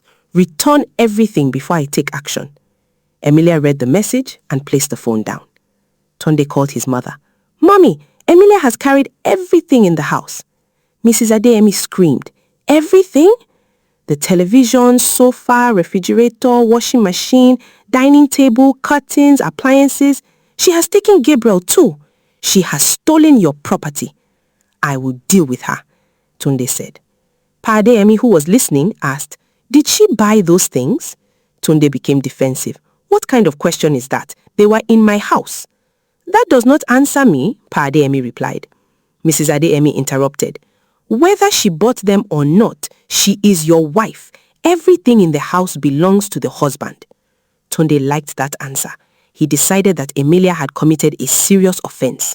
He contacted the estate security and demanded to know how they allowed a truck to carry things out. The security officer explained that Emilia had informed them and that she was a resident of the house. She said the items belonged to her. Tunde became more furious. He asked the security team for the moving company's details and eventually obtained the address where the items had been delivered. Later that afternoon, Emilia heard a knock on her door. When she opened it, 2 police officers stood outside. Gabriel was in his room doing homework. One officer greeted her and asked, "Are you Mrs. Emilia Adeyemi?" "Yes." "Your husband made a complaint that you removed valuable property from his house. We need you to come to the station and explain." Emilia was not surprised, but she felt deeply hurt. She looked toward Gabriel's room and then called on Mfonison. "Please come and stay with Gabriel. I need to go to the police station." Mfonison arrived quickly.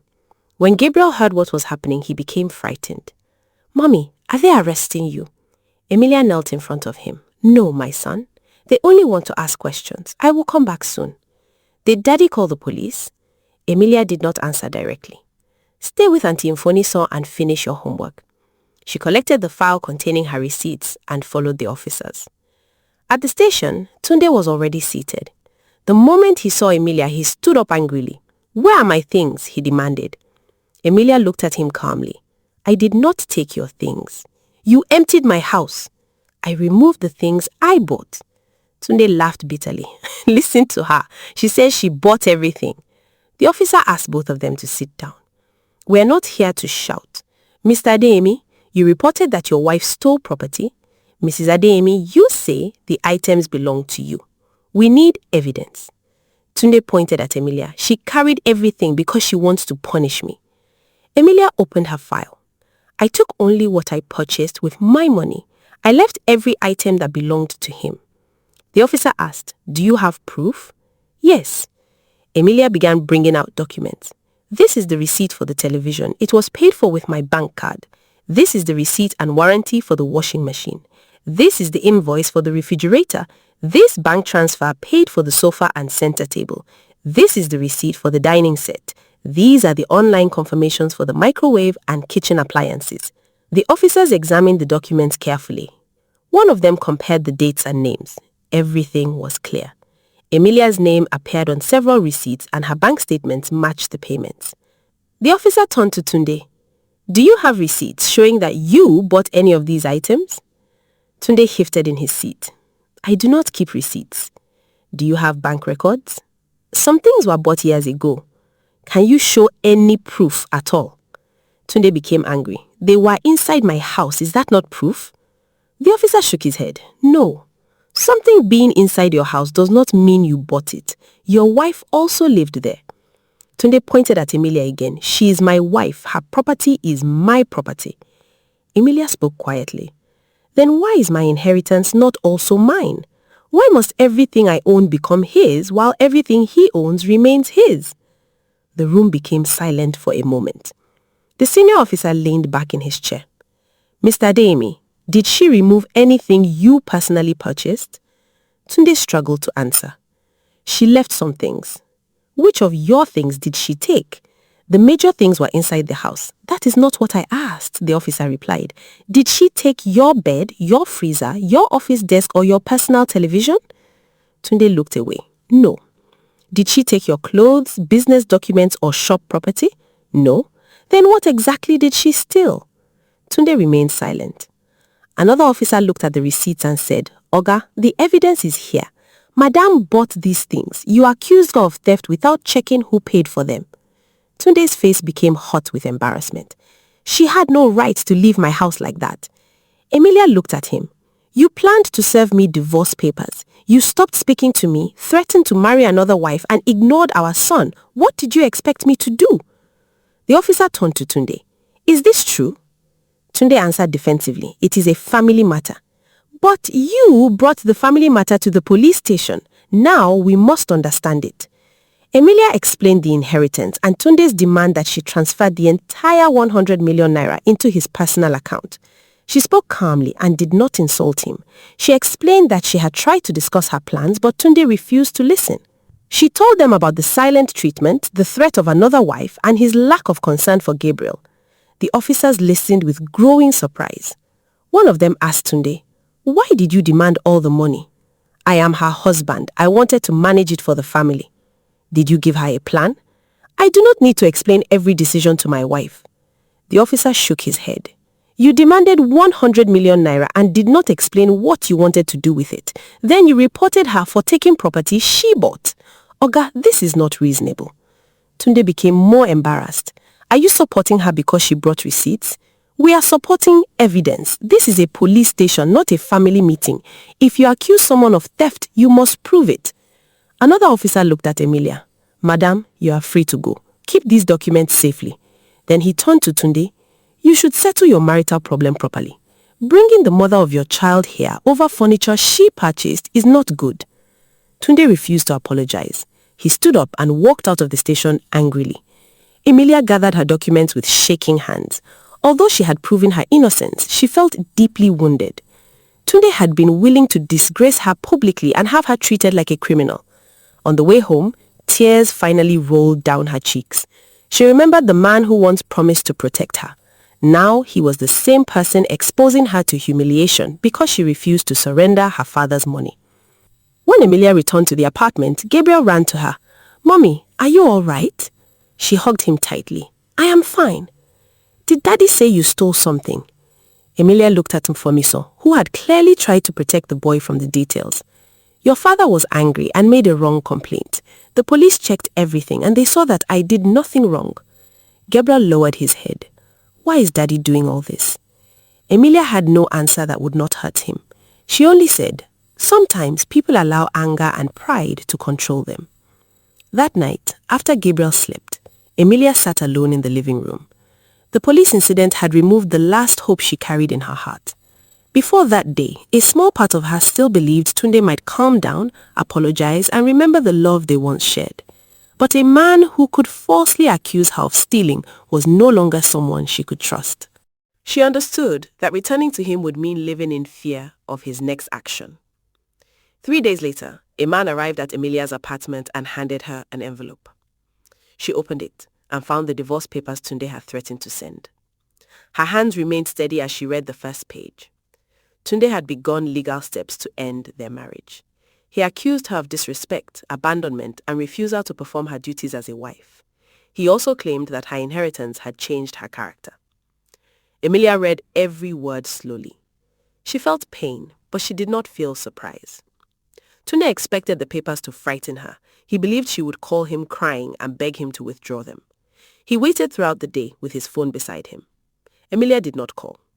That evening, he checked his phone several times. There were no messages from her. He called his mother. "Mommy, the papers have been delivered." "Has she called?" Mrs. Adeyemi asked. "Not yet."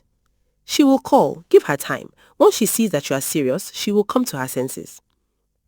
Tunde believed his mother. He waited until the following day. Still, Emilia did not call. Instead, she contacted a lawyer recommended by Eniobo. Barrister Sarah Ekanem listened carefully as Emilia explained everything. She reviewed the divorce papers, the inheritance documents, the police report, and the receipts for her property. "Do you want to fight the divorce?" the lawyer asked. Emilia thought for a moment. "No." "Are you certain?" "Yes. A man who wants to end a 10-year marriage because I refuse to give him my inheritance has already made his choice. I will not beg him." "What do you want from the process?" "I want primary custody of Gabriel. I want his father to contribute properly to his welfare. I want the court to recognize that the items I removed belong to me. I do not want his shop or personal property. Barrister Sarah looked at her with interest. You are not asking for part of his business. No, I did not build that business with him, and I do not want another battle over money. I only want what belongs to me and what is fair for our son. The lawyer nodded. Then we will respond carefully. Emilia signed the necessary documents. When Tunde's lawyer informed Emilia that Emilia had accepted the divorce and signed without hesitation, Tunde was shocked. She signed? He asked. Yes, the lawyer replied. She has also requested primary custody of the child and financial support. Tunde leaned back in his chair. He had expected resistance. Did she not ask to speak with me? No. Did she not complain? No. Her response was calm. Tunde ended the call and stared at his phone. For the first time, fear entered his heart. Emilia was not begging. She was not fighting to remain his wife. She was allowing him to leave. During the divorce process, both parties appeared with their lawyers. Emilia remained calm and respectful. Tunde tried to act confident, but he was uncomfortable whenever he looked at her. She no longer looked frightened or confused. She looked like someone who had accepted the truth. The issue of Gabriel's custody became the most important part of the case. Emilia showed that Gabriel had been living with her, attending school regularly, and receiving proper care. She presented school records, medical records, and proof of her daily responsibility. Tunde did not deny that Emilia was a good mother. He only argued that he was the father and should have equal authority. The court explained that being the father did not remove the need to consider the child's stability and emotional welfare. Gabriel was already settled with Emilia, and Tunde had not shown consistent care during the conflict. Emilia requested that Tunde receive visitation rights because she did not want to separate Gabriel from his father. She told her lawyer, whatever happened between Tunde and me should not remove his responsibility as Gabriel's father. The court granted Emilia primary custody.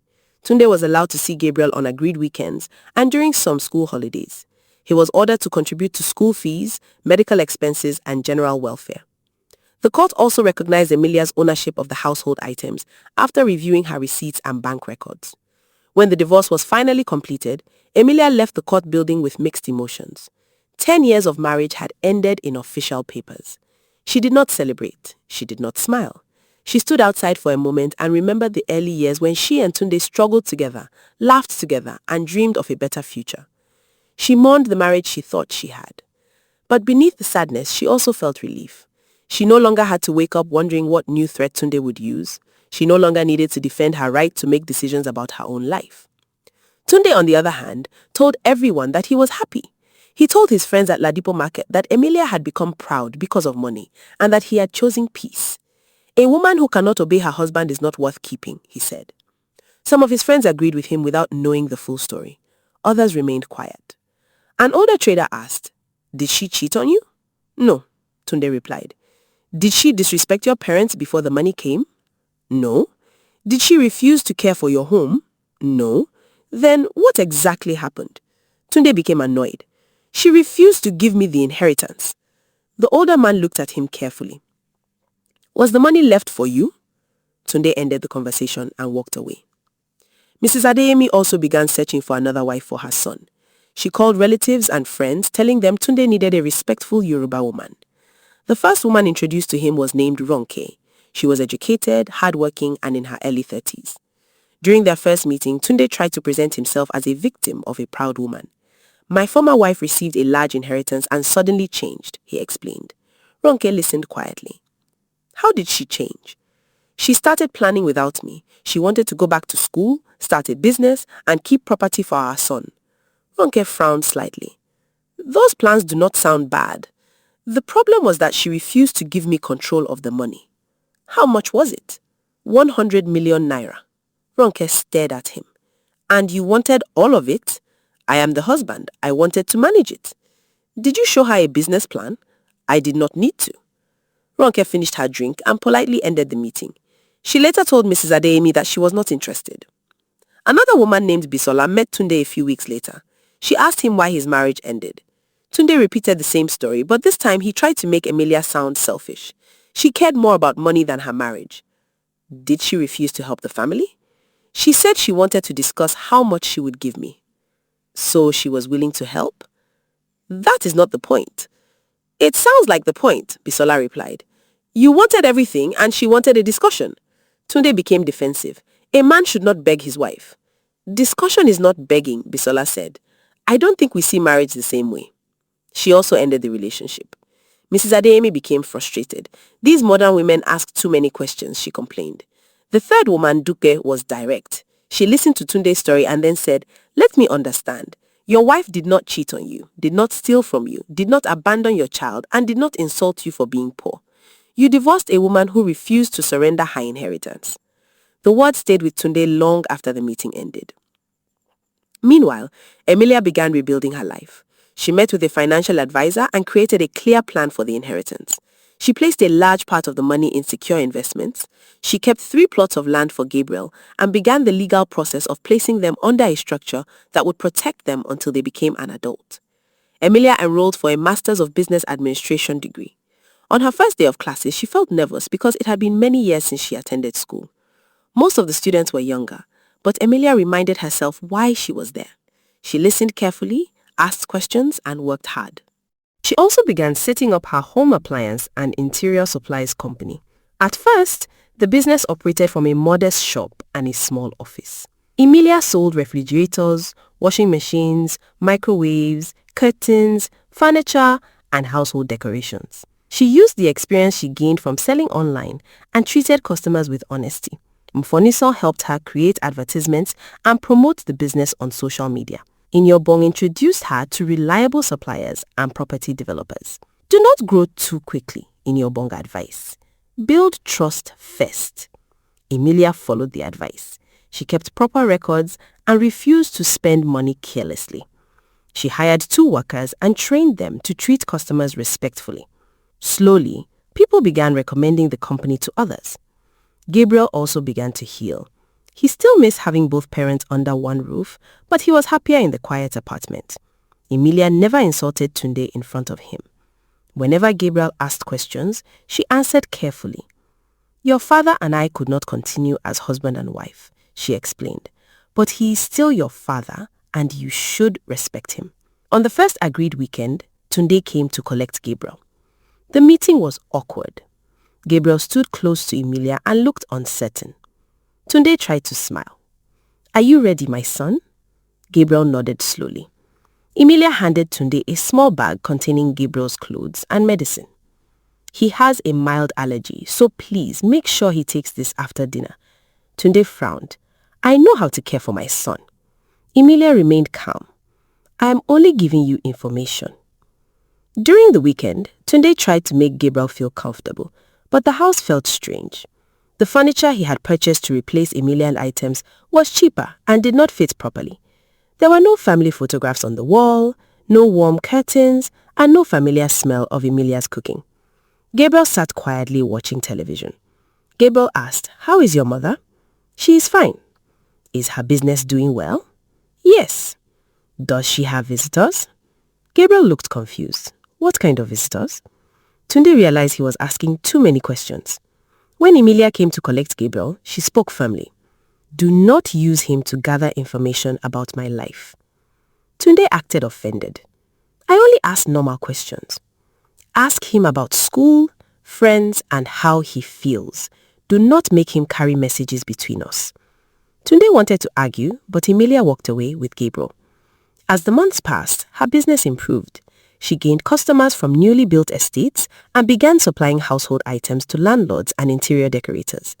Her lecturers noticed her seriousness and she performed well in examinations.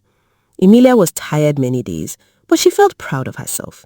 She had begun doing the things she postponed for years. Tunde's life moved in the opposite direction. His house was furnished again, but it felt empty. He returned from Ladipo Market and heard only silence. There was no Gabriel running to welcome him, no Emilia asking about his day, and no food waiting on the dining table. Sometimes he bought meals outside, but they did not feel the same. His business also began facing problems. He invested money in a large supply of spare parts without checking the seller properly. Some of the goods were poor quality and customers began returning them. He lost money and argued with suppliers. In the past, Emilia often asked careful questions before he made a large purchase. Tunde used to complain that she worried too much, but her questions had saved him from bad decisions several times. Now, there was nobody to advise him. Pa Adeyemi began noticing the change in his son. One evening, he told Mrs. Adeyemi, "We did not handle this matter well." She frowned. "What do you mean?" "We should have asked more questions. We told Emilia to give him the money without asking what Tunde wanted to do with it." "She is her husband," Mrs. Adeyemi replied. "That does not mean we should support everything he does." "So now you blame me." "I blame all of us," Pa Adeyemi said. Mrs. Adeyemi refused to accept responsibility until Gabriel visited them during a school holiday. She tried to hug him, but he remained distant. Later she asked, "Why are you not happy to see Grandma?" Gabriel answered respectfully, "I am happy to see you." "Then why are you quiet?" Gabriel looked at Pa Adeyemi and then at his grandmother. "Because you people were unfair to my mother." Mrs. Adeyemi was shocked. "Who told you that?" "Nobody. I heard things in the house. Daddy stopped talking to Mommy because of her money. You came and told her to give him everything. You also insulted where she came from." Mrs. Adeyemi opened her mouth but found no words. Gabriel continued, "Mommy never stopped me from seeing Daddy. She does not speak badly about you, but you people made her cry." The room became silent. Pa Adeyemi lowered his head. Mrs. Adeyemi looked away, ashamed. After Gabriel left, she sat quietly for a long time. For the first time, she saw the situation through the eyes of the child who had suffered because of their actions. Tunde eventually began calling Emilia. The first few times, she ignored him. When she finally answered, his voice was softer than before. "Emilia, I have been thinking." "What do you want, Tunde?" "Everything went too far." "Yes, it did. The devil entered this matter." Emilia closed her eyes. "The devil? I do not know what came over me. I did not truly want the divorce. I only wanted you to understand that I was serious." "You used divorce to frighten me?" "I was angry. You also reported me to the police. I was angry about the things you carried." "Did the devil follow you to the station?" Emilia asked. Tunde became silent. She continued, "Did the devil write the complaint? Did the devil tell you to accuse me of stealing property I bought? Did the devil send the divorce papers?" "Emilia, don't talk like that." "How should I talk, Tunde? You made choices, many choices. You had several chances to stop, but you continued." "I was under pressure." "From who?" "My mother was talking, my friends were talking. I was angry." "None of them forced you." Tunde had no answer. Emilia ended the call and returned to her work. That night, Tunde sat alone in his living room. The house was furnished, but there was no life inside. He opened a drawer and found an old family photograph. In the picture, he stood beside Emilia, while Gabriel, much younger, sat between them. They were all smiling. Tunde carried the photograph to the sofa and stared at it. He remembered how Emilia used to wait for him after work, how Gabriel ran toward him, and how peaceful the home once felt. He remembered every time Emilia tried to explain her plans and how he refused to listen. He remembered the police officer asking why he accused his wife without proof. He remembered Dupe's words that he had not divorced a bad woman, only a woman who refused to give him 100 million naira. Tunde's eyes filled with regret. For the first time, he understood that Emilia had not destroyed their family. Her greed, pride, and need for control had done it. He held the photograph in both hands and looked around the quiet room. He had threatened Emilia with another wife because he believed she would never allow the marriage to end. He had believed she needed him more than he needed her. Now she was building a new life, Gabriel was becoming distant, and the home he once ruled felt empty even after he replaced the furniture. Tunde lowered his head as the truth finally settled in his heart. He had not only lost control of Emilia's inheritance, he might have permanently destroyed the best thing that had ever happened to him. Tunde remained alone in the silent living room, holding the old family photograph and staring at the smiling faces in it. The photograph had been taken during one of Gabriel's birthdays, years before money, anger, and pride entered their home. Emilia had stood beside him in a beautiful dress, her hand resting gently on his shoulder, while Gabriel smiled brightly between them. At that time, Tunde had believed the happiness in their home would remain forever. He had never imagined that one day he would be sitting alone, looking at that same picture and wishing he could return to the moment before he destroyed everything. He placed the photograph carefully on the table and wiped his face. His eyes were wet, but there was no one in the house to see his tears. For several days, Tunde carried the regret everywhere he went. At Ladipo Market, he sometimes became lost in thought while customers spoke to him. One afternoon, a customer had to repeat the name of his spare part 3 times before Tunde understood what he wanted. His workers noticed that he was distracted, but nobody asked him questions. Tunde had always been a proud man who did not like people entering his private affairs. When he returned home every evening, the silence became heavier. He no longer enjoyed sitting in the living room because every part of the house reminded him of Emilia and Gabriel. The new sofa did not feel as comfortable as the one Emilia had purchased. The new curtains looked too dark, and the television was often on even when he was not watching it. He only needed noise in the room so the house would not feel completely empty. Tunde began calling Emilia more frequently. At first, she refused to answer. He sent messages apologizing and asking her to speak with him. Some messages were short, while others were long. "Emilia, I know I made mistakes. Please allow us to talk," one message said. Another read, "I miss you and Gabriel. I want my family back." Emilia read the messages, but she did not respond. She had heard apologies before, but they had always come with excuses. Tunde had blamed anger, his mother, pressure, and even the devil. He had not yet fully accepted that he made every decision himself. When Emilia continued ignoring his calls, Tunde began sending gifts.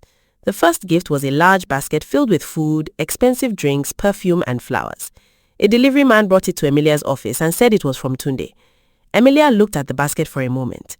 Her worker smiled, thinking it was a romantic surprise, but Emilia felt no happiness. She called the delivery man back. "Please, return everything to the person who sent it," she said. The man appeared confused. "Madam, he has already paid for the delivery." "I understand, but I am not accepting it. Take it back." When the gift returned to Tunde, he became disappointed. He called Emilia immediately. This time she answered. "Why did you return the gift?" he asked. Emilia remained calm. "Because I do not need gift from you. You are trying to show that I am sorry. A gift does not remove what happened. Must you reject everything I do?" Tunde asked. "You are not listening, Tunde. I do not want perfume, flowers, or food. I want you to understand that our marriage is over. But I am trying to make peace. Then make peace by respecting my boundaries." Tunde became silent. Emilia continued, "You are Gabriel's father. Focus on rebuilding your relationship with him. Stop trying to use gifts to enter my life again." "I still love you," Tunde said softly.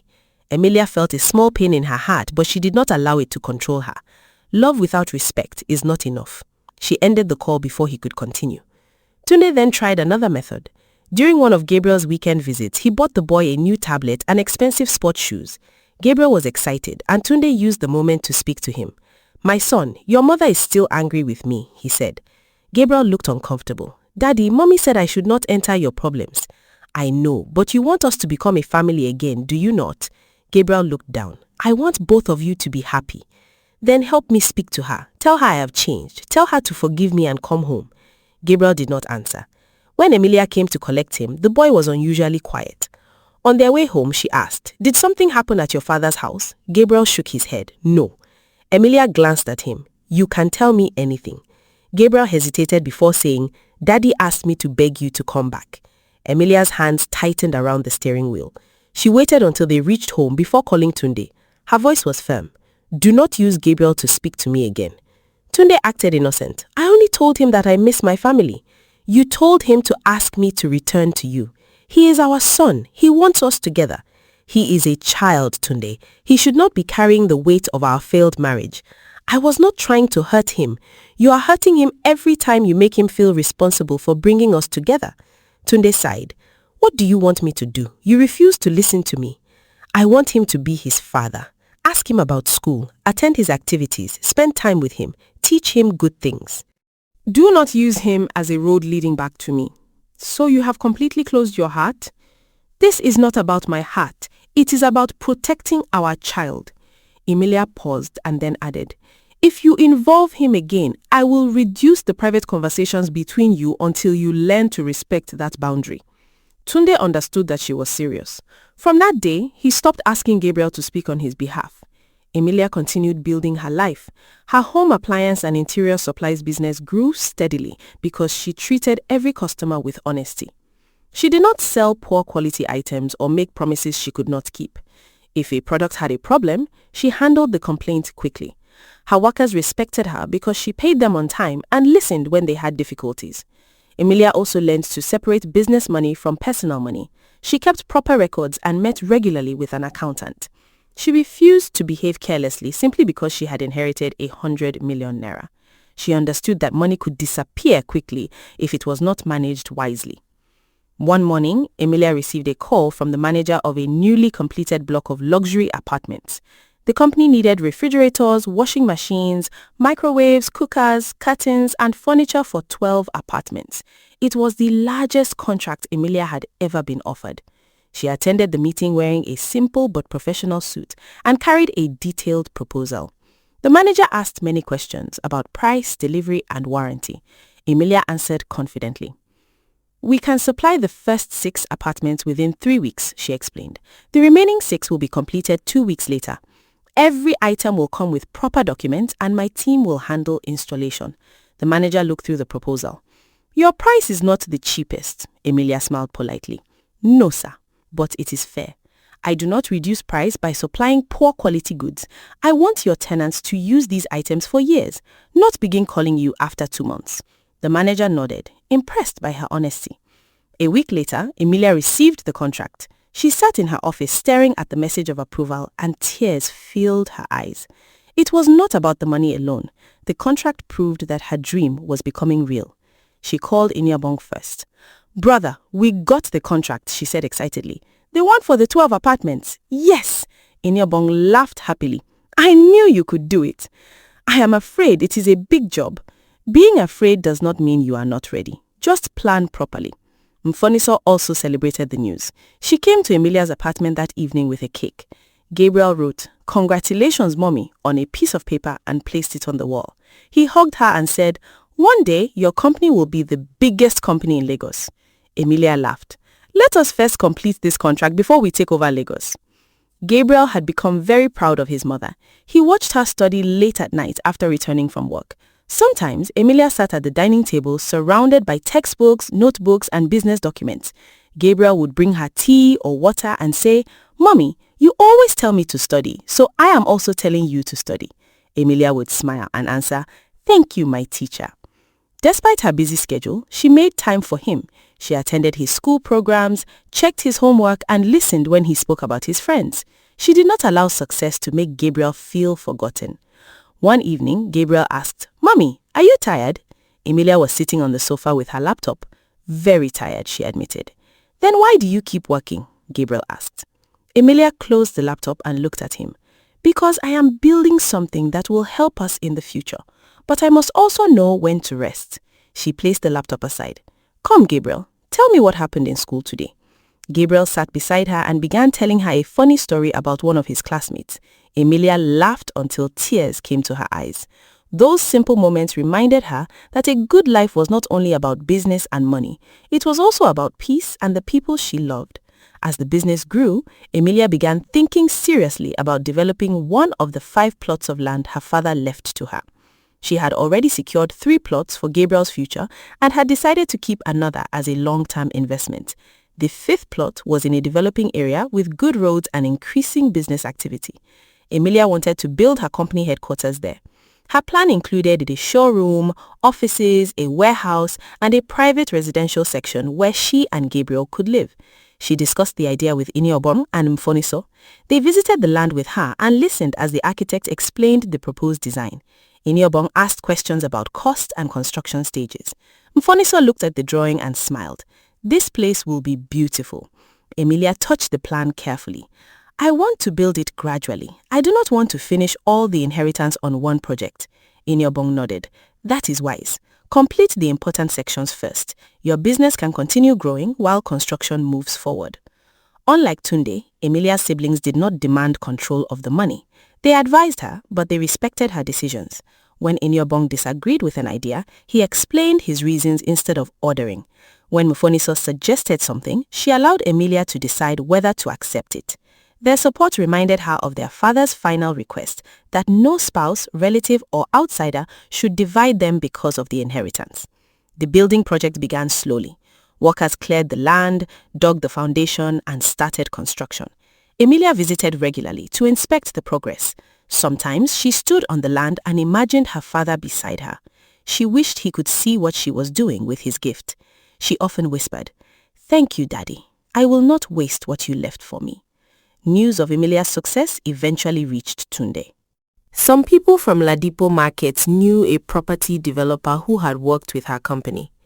One afternoon, one of Tunde's friends said, "Your former wife is doing very well. Her company supplied appliances for one large estate." Tunde pretended not to care. That is her business. The friend continued, "I heard she is also building a company headquarters." Tunde looked up quickly. "Where did you hear that?" "People talk. She is serious with the business." Tunde felt both pride and pain.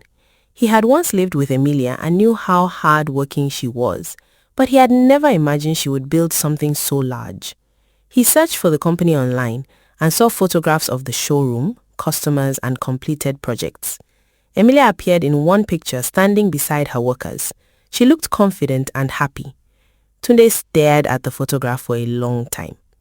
A few days later, he went to her business without informing her.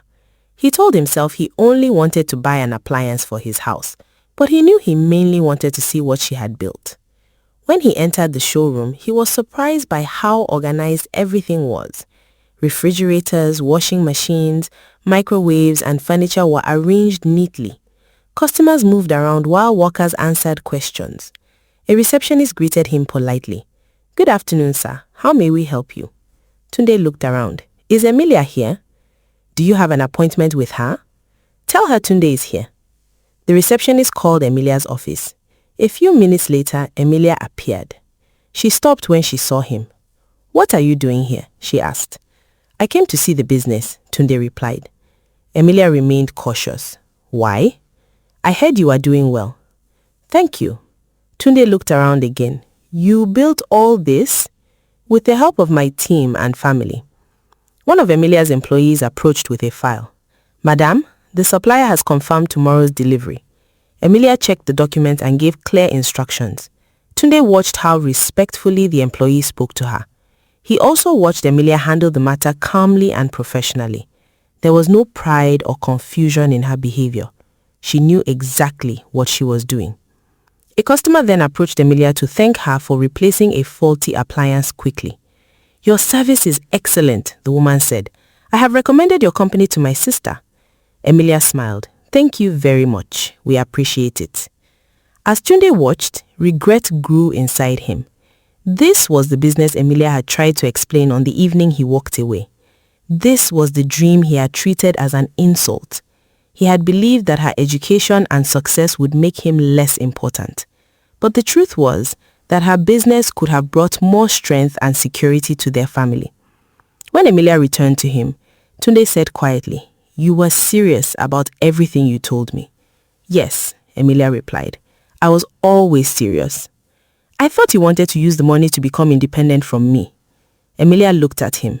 "I wanted to become productive. There is a difference." Tunde lowered his eyes. "You said you planned to help my business."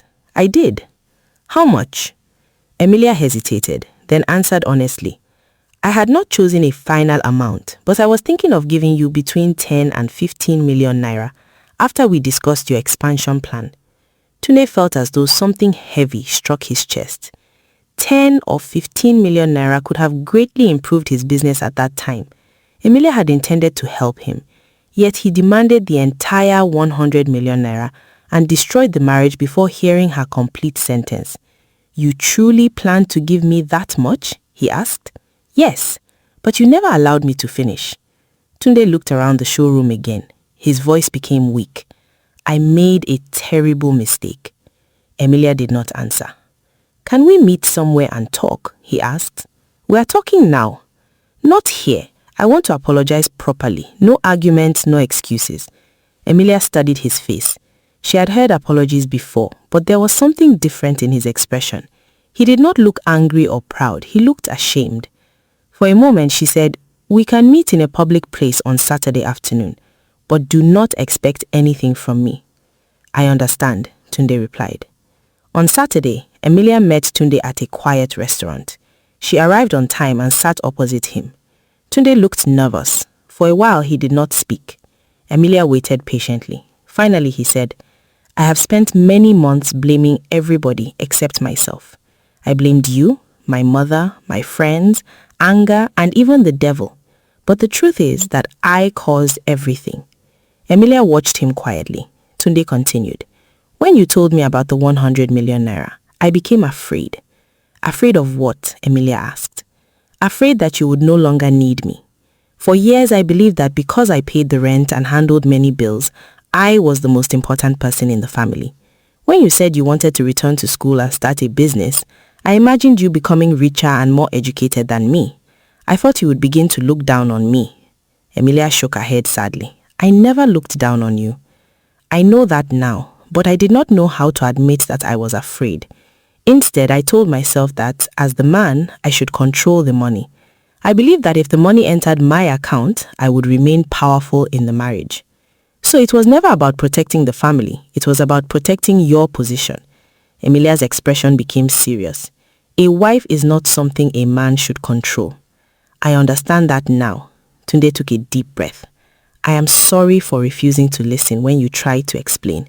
I am sorry for telling you that your place was in the kitchen. I am sorry for insulting your dreams and making your ambition look like disrespect. I am sorry for involving my parents and allowing my mother to insult where you came from. Emilia looked down briefly, remembering the painful meeting. Tunde continued. I am sorry for threatening to marry another woman. I spoke to those women in front of you because I wanted to make you afraid. Some of them were not even serious relationships. I only wanted you to believe I could replace you. You wanted to hurt me, Emilia said. Yes, Tunde admitted. I wanted to hurt you until you surrendered. I am ashamed of that. His voice became unsteady. I am also sorry for what I did to Gabriel. I was angry with you, but I ignored my own son. I refused to visit him when he was sick. I did not look at his school result. I allowed my pride to make him feel unloved. Tears entered Tunde's eyes. That is one of the things I regret most. Emilia remained silent. Her own eyes had become wet, but she controlled her emotions.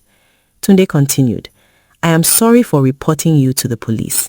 You took only the things you bought, but I accused you of stealing because I wanted to punish you. I embarrassed you publicly. I am sorry for sending the divorce papers. I did not truly believe you would sign them. I thought you would become afraid and beg me. Emilia looked directly at him. You believed marriage was a weapon you could use against me. Tunde nodded slowly. Yes. And when you signed, I realized too late that I had pushed you away. He reached across the table but stopped before touching her hand. Emilia, I destroyed our family. You were a good wife to me. You supported my business, cared for our home, and raised our son. I had peace, but I did not value it. Please forgive me. Emilia breathed slowly. She had waited a long time to hear Tunde accept responsibility without excuses. His apology touched her, but it did not erase the pain. I forgive you, she said. Tunde's face lifted with hope. You do? Yes, I forgive you because I do not want to carry anger for the rest of my life. I do not want bitterness to enter the way I raise Gabriel. I want peace in my heart. Tunde leaned forward. Then come back. We can start again. I have changed. I will never demand your money. I will support your business and education. We can rebuild our family. Emilia's face remained calm. No, Tunde. His hope disappeared. But you said you forgave me. Forgiveness does not mean returning. Why not? If you have forgiven me, why can we not try again? Emilia looked at him with sadness rather than anger. Because forgiveness does not remove consequences. You did not make one mistake in one moment. You made many decisions over several months. Tunde tried to speak, but Emilia raised her hand gently. Allow me to finish this time. The words entered Tunde's heart deeply. He became quiet. Emilia continued. The first evening I told you about the inheritance, you refused to let me finish. You demanded everything. When I said no, you stopped eating my food and stopped speaking to me. You told me my place was in the kitchen. You threatened to marry another wife. You involved your parents and allowed your mother to insult my tribe. You ignored Gabriel because you wanted to punish me. You spoke to other women in my presence.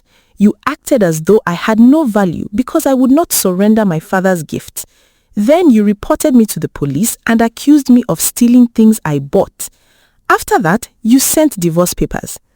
Tunde lowered his head. Emilia continued. "The divorce papers were your decision," Emilia said. "Signing them was mine. I signed because I finally understood that I could not remain in a marriage where my dignity was treated like rebellion. I could not return to a home where my father's gift was treated as property you had the right to seize." Tunde's tears fell freely.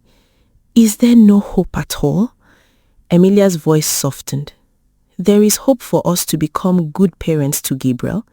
There is hope for us to speak respectfully and support him. There is hope for you to become a better father and for me to stop feeling afraid whenever your name appears on my phone. But there is no hope for us to become husband and wife again." Tunde covered his face with one hand. "I lost everything," Emilia replied. "You have not lost everything. You still have your son. Do not destroy that relationship by refusing to accept the truth. I still love you. Then love me enough to respect my decision." They sat silently for a long time. When Emilia stood up to leave, Tunde asked, "Will you ever marry again?" Emilia picked up her handbag. "That is not something I am thinking about now. My life is not waiting for another man to give it meaning." She looked at him one final time. "Focus on Gabriel. That is where you still have a chance to do better." Emilia walked away, leaving Tunde alone at the table. The meeting broke his heart, but it also forced him to accept that apologies could not always restore what his actions destroyed. In the months that followed, Tunde slowly began respecting Emilia's decision.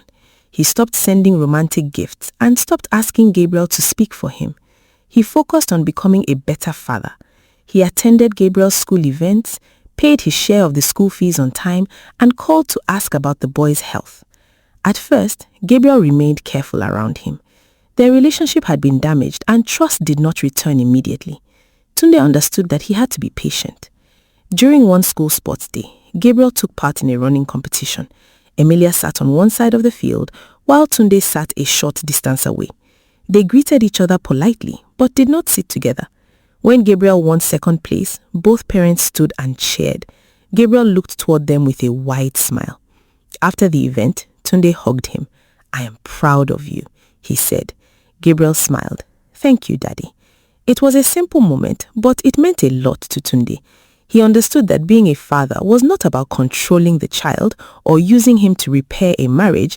It was about showing up, providing care, and becoming trustworthy again.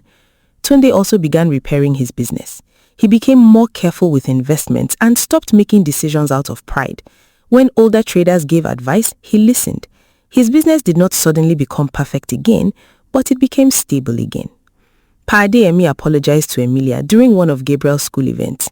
He approached her quietly and said, "My daughter, we handled the matter badly. I should have listened to you and corrected my son. I am sorry." Emilia accepted his apology respectfully. Mrs. Adeyemi found it more difficult to admit her fault, but Gabriel's distance continued troubling her. Eventually, she called Emilia. "I said many things in anger," she began. Emilia remained silent. Mrs. Adeyemi continued, "I should not have insulted where you came from. I was protecting my son, but I protected him even when he was wrong." Emilia answered calmly, "Thank you for admitting it. Can you forgive me?" "I forgive you, but things cannot return to the way they were." Mrs. Adeyemi sighed. "I understand." She did not fully like the consequences, but she had begun learning that being older did not make every action correct. 2 years passed. Emilia completed her master's degree in business administration. On the day of her graduation, Gabriel stood beside her, holding flowers and smiling proudly. Iniobo and Mofionso attended with their families. Emilia wore her graduation gown and held her certificate with tears in her eyes. She wished her father could see her, but she believed he would have been proud. Gabriel hugged her and said, "Mommy, you did it." Emilia laughed through her tears. "Yes, we did it." Gabriel did not write the examinations, Gabriel joked. No, but you brought me tea and reminded me to study. Her business had also expanded. The small showroom was no longer enough, and the building on her land was finally completed. The front section contained a large showroom filled with appliances, furniture, curtains, and home decorations. Behind it were offices, meeting rooms, and a warehouse. A private section of the property became a beautiful home for Emilia and Gabriel.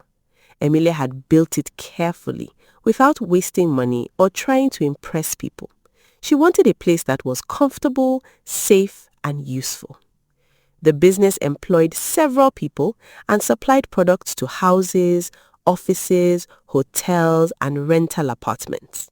Emilia organized a grand opening ceremony for the new headquarters. The compound was decorated beautifully, and guests arrived from different parts of Lagos and Akwa Ibom. Business partners, friends, employees, and customers attended. Iniobo and Mofionso stood proudly beside their sister. Inside Emilia's private office was a large desk, comfortable chairs, and shelves filled with books and awards. On the wall behind her desk was a framed photograph of Chief Anetie. Before the ceremony began, Emilia entered the office alone and stood before the photograph.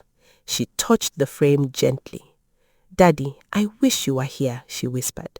"Thank you for what you left for me. Thank you for warning me to protect myself. I hope I have made you proud." Tears filled her eyes, but they were not tears of pain. They carried gratitude, love, and victory. Gabriel entered quietly and stood beside her. "Grandpa would be proud of you," she said. Emilia looked at her son. "I hope so." "I know so," Gabriel replied confidently. He handed her a small invitation card. "I invited Daddy." Emilia looked at him with surprise. "You did?" "Yes. He has been trying to become better. I want him to see the place." Emilia thought for a moment and then nodded. "That is fine. This is your day too." Tunde arrived before the main ceremony began. He wore a simple, well-fitted suit and carried a gift for Gabriel, not for Emilia. When he entered the compound, he stopped and looked around in amazement. The building was larger and more beautiful than he expected. The company name was boldly displayed at the entrance. Workers moved confidently, welcoming guests and directing them to their seats. Tunde saw photographs of completed projects placed around the venue. He realized Emilia had not only started a small business, she had built a respected company. Gabriel ran to him. "Daddy, you came." Tunde smiled and hugged him. "Of course, I would not miss it." He handed Gabriel the gift. "This is for you." "Thank you, Daddy." Emilia approached them. She greeted Tunde politely. "Thank you for coming." "Thank you for allowing me to attend," he replied. During the ceremony, Emilia stood before the guests and spoke about the company's journey. She thanked her workers, customers, siblings, and son. She did not insult Tunde or expose their past. She spoke with dignity. This company began as a small home business. There were days when I delivered products myself and days when customers did not pay on time, but I continued because I believed that honest work, patience, and good planning could build something meaningful. Tunde watched her closely. He remembered telling this same woman that her place was in the kitchen. Now she stood before business leaders, employees, and customers as an educated business owner. People listened when she spoke. They respected her. Not because she had inherited money, but because she used wisdom and hard work to turn opportunity into success. Tunde felt proud of her, but the pride carried deep regret. Emilia's success could have been something they celebrated together as husband and wife. He could have stood beside her, supported her, and watched their family grow stronger. Instead, his entitlement had destroyed the marriage before her dream even began. After the speeches, photographs, and food, the guests moved around the building. Gabriel took Tunde through the showroom and proudly explained different sections. "Mommy says this warehouse can hold many goods," he said, "and our house is behind the office." Tunde smiled sadly. Your mother has done very well. Later, when the crowd reduced, Tunde found Emilia standing on the balcony outside her office. He approached slowly. Can I speak with you? He asked. Emilia nodded. Yes. Tunde looked at the building and then at her. Congratulations. This is more than I imagined. Thank you. I now fully understand what I lost, he said. You are not trying to compete with me. You are trying to grow, and I treated your growth like a threat. Emilia remained quiet. Tunde continued. Everything here could have been our shared victory. I could have supported you, and you could have supported me. Gabriel could have watched both parents build something together. That is true, Emilia said, but that future is gone. Tunde swallowed hard. I know you have answered me before, but I need to ask one final time. Have you completely closed the door to us? Emilia looked at him without hatred. She no longer felt the sharp anger that once filled her heart. Time, healing, and peace had softened the pain, but they had not changed her decision. Yes, Tunde, that door is closed. Tunde looked away. Even after everything I have done to change? Your change is good, Emilia replied. But you should not change only because you expect me to return. You should change because it is the right thing to do. I understand. Emilia looked toward the compound where Gabriel was laughing with his cousins. Some doors must remain closed so the people behind them can grow. If I had returned quickly, you might never have understood the full effect of your actions. I might also have continued living in fear, always wondering whether another disagreement would bring back the same man. Tunde nodded slowly. There will always be a place for you in Gabriel's life as long as you remain a responsible father, Emilia continued. I will never stop you from loving and supporting him, but there will never again be a place for you as my husband. Tunde's eyes became wet, but he accepted her words. I am sorry, Emilia. I know. And thank you for not turning Gabriel against me. He deserves the chance to know his father. What happened between us should not take that away from him. Gabriel appeared at the balcony door. Mommy, they are about to cut the second cake. Emilia smiled. I am coming. She turned to Tunde. Come with us. Gabriel wants you there. Tunde followed them back into the building. Emilia held Gabriel's hand as they walked. Tunde remained a few steps behind, watching them. He was not homeless, completely ruined, or without hope. He still had his business, his parents, and his son.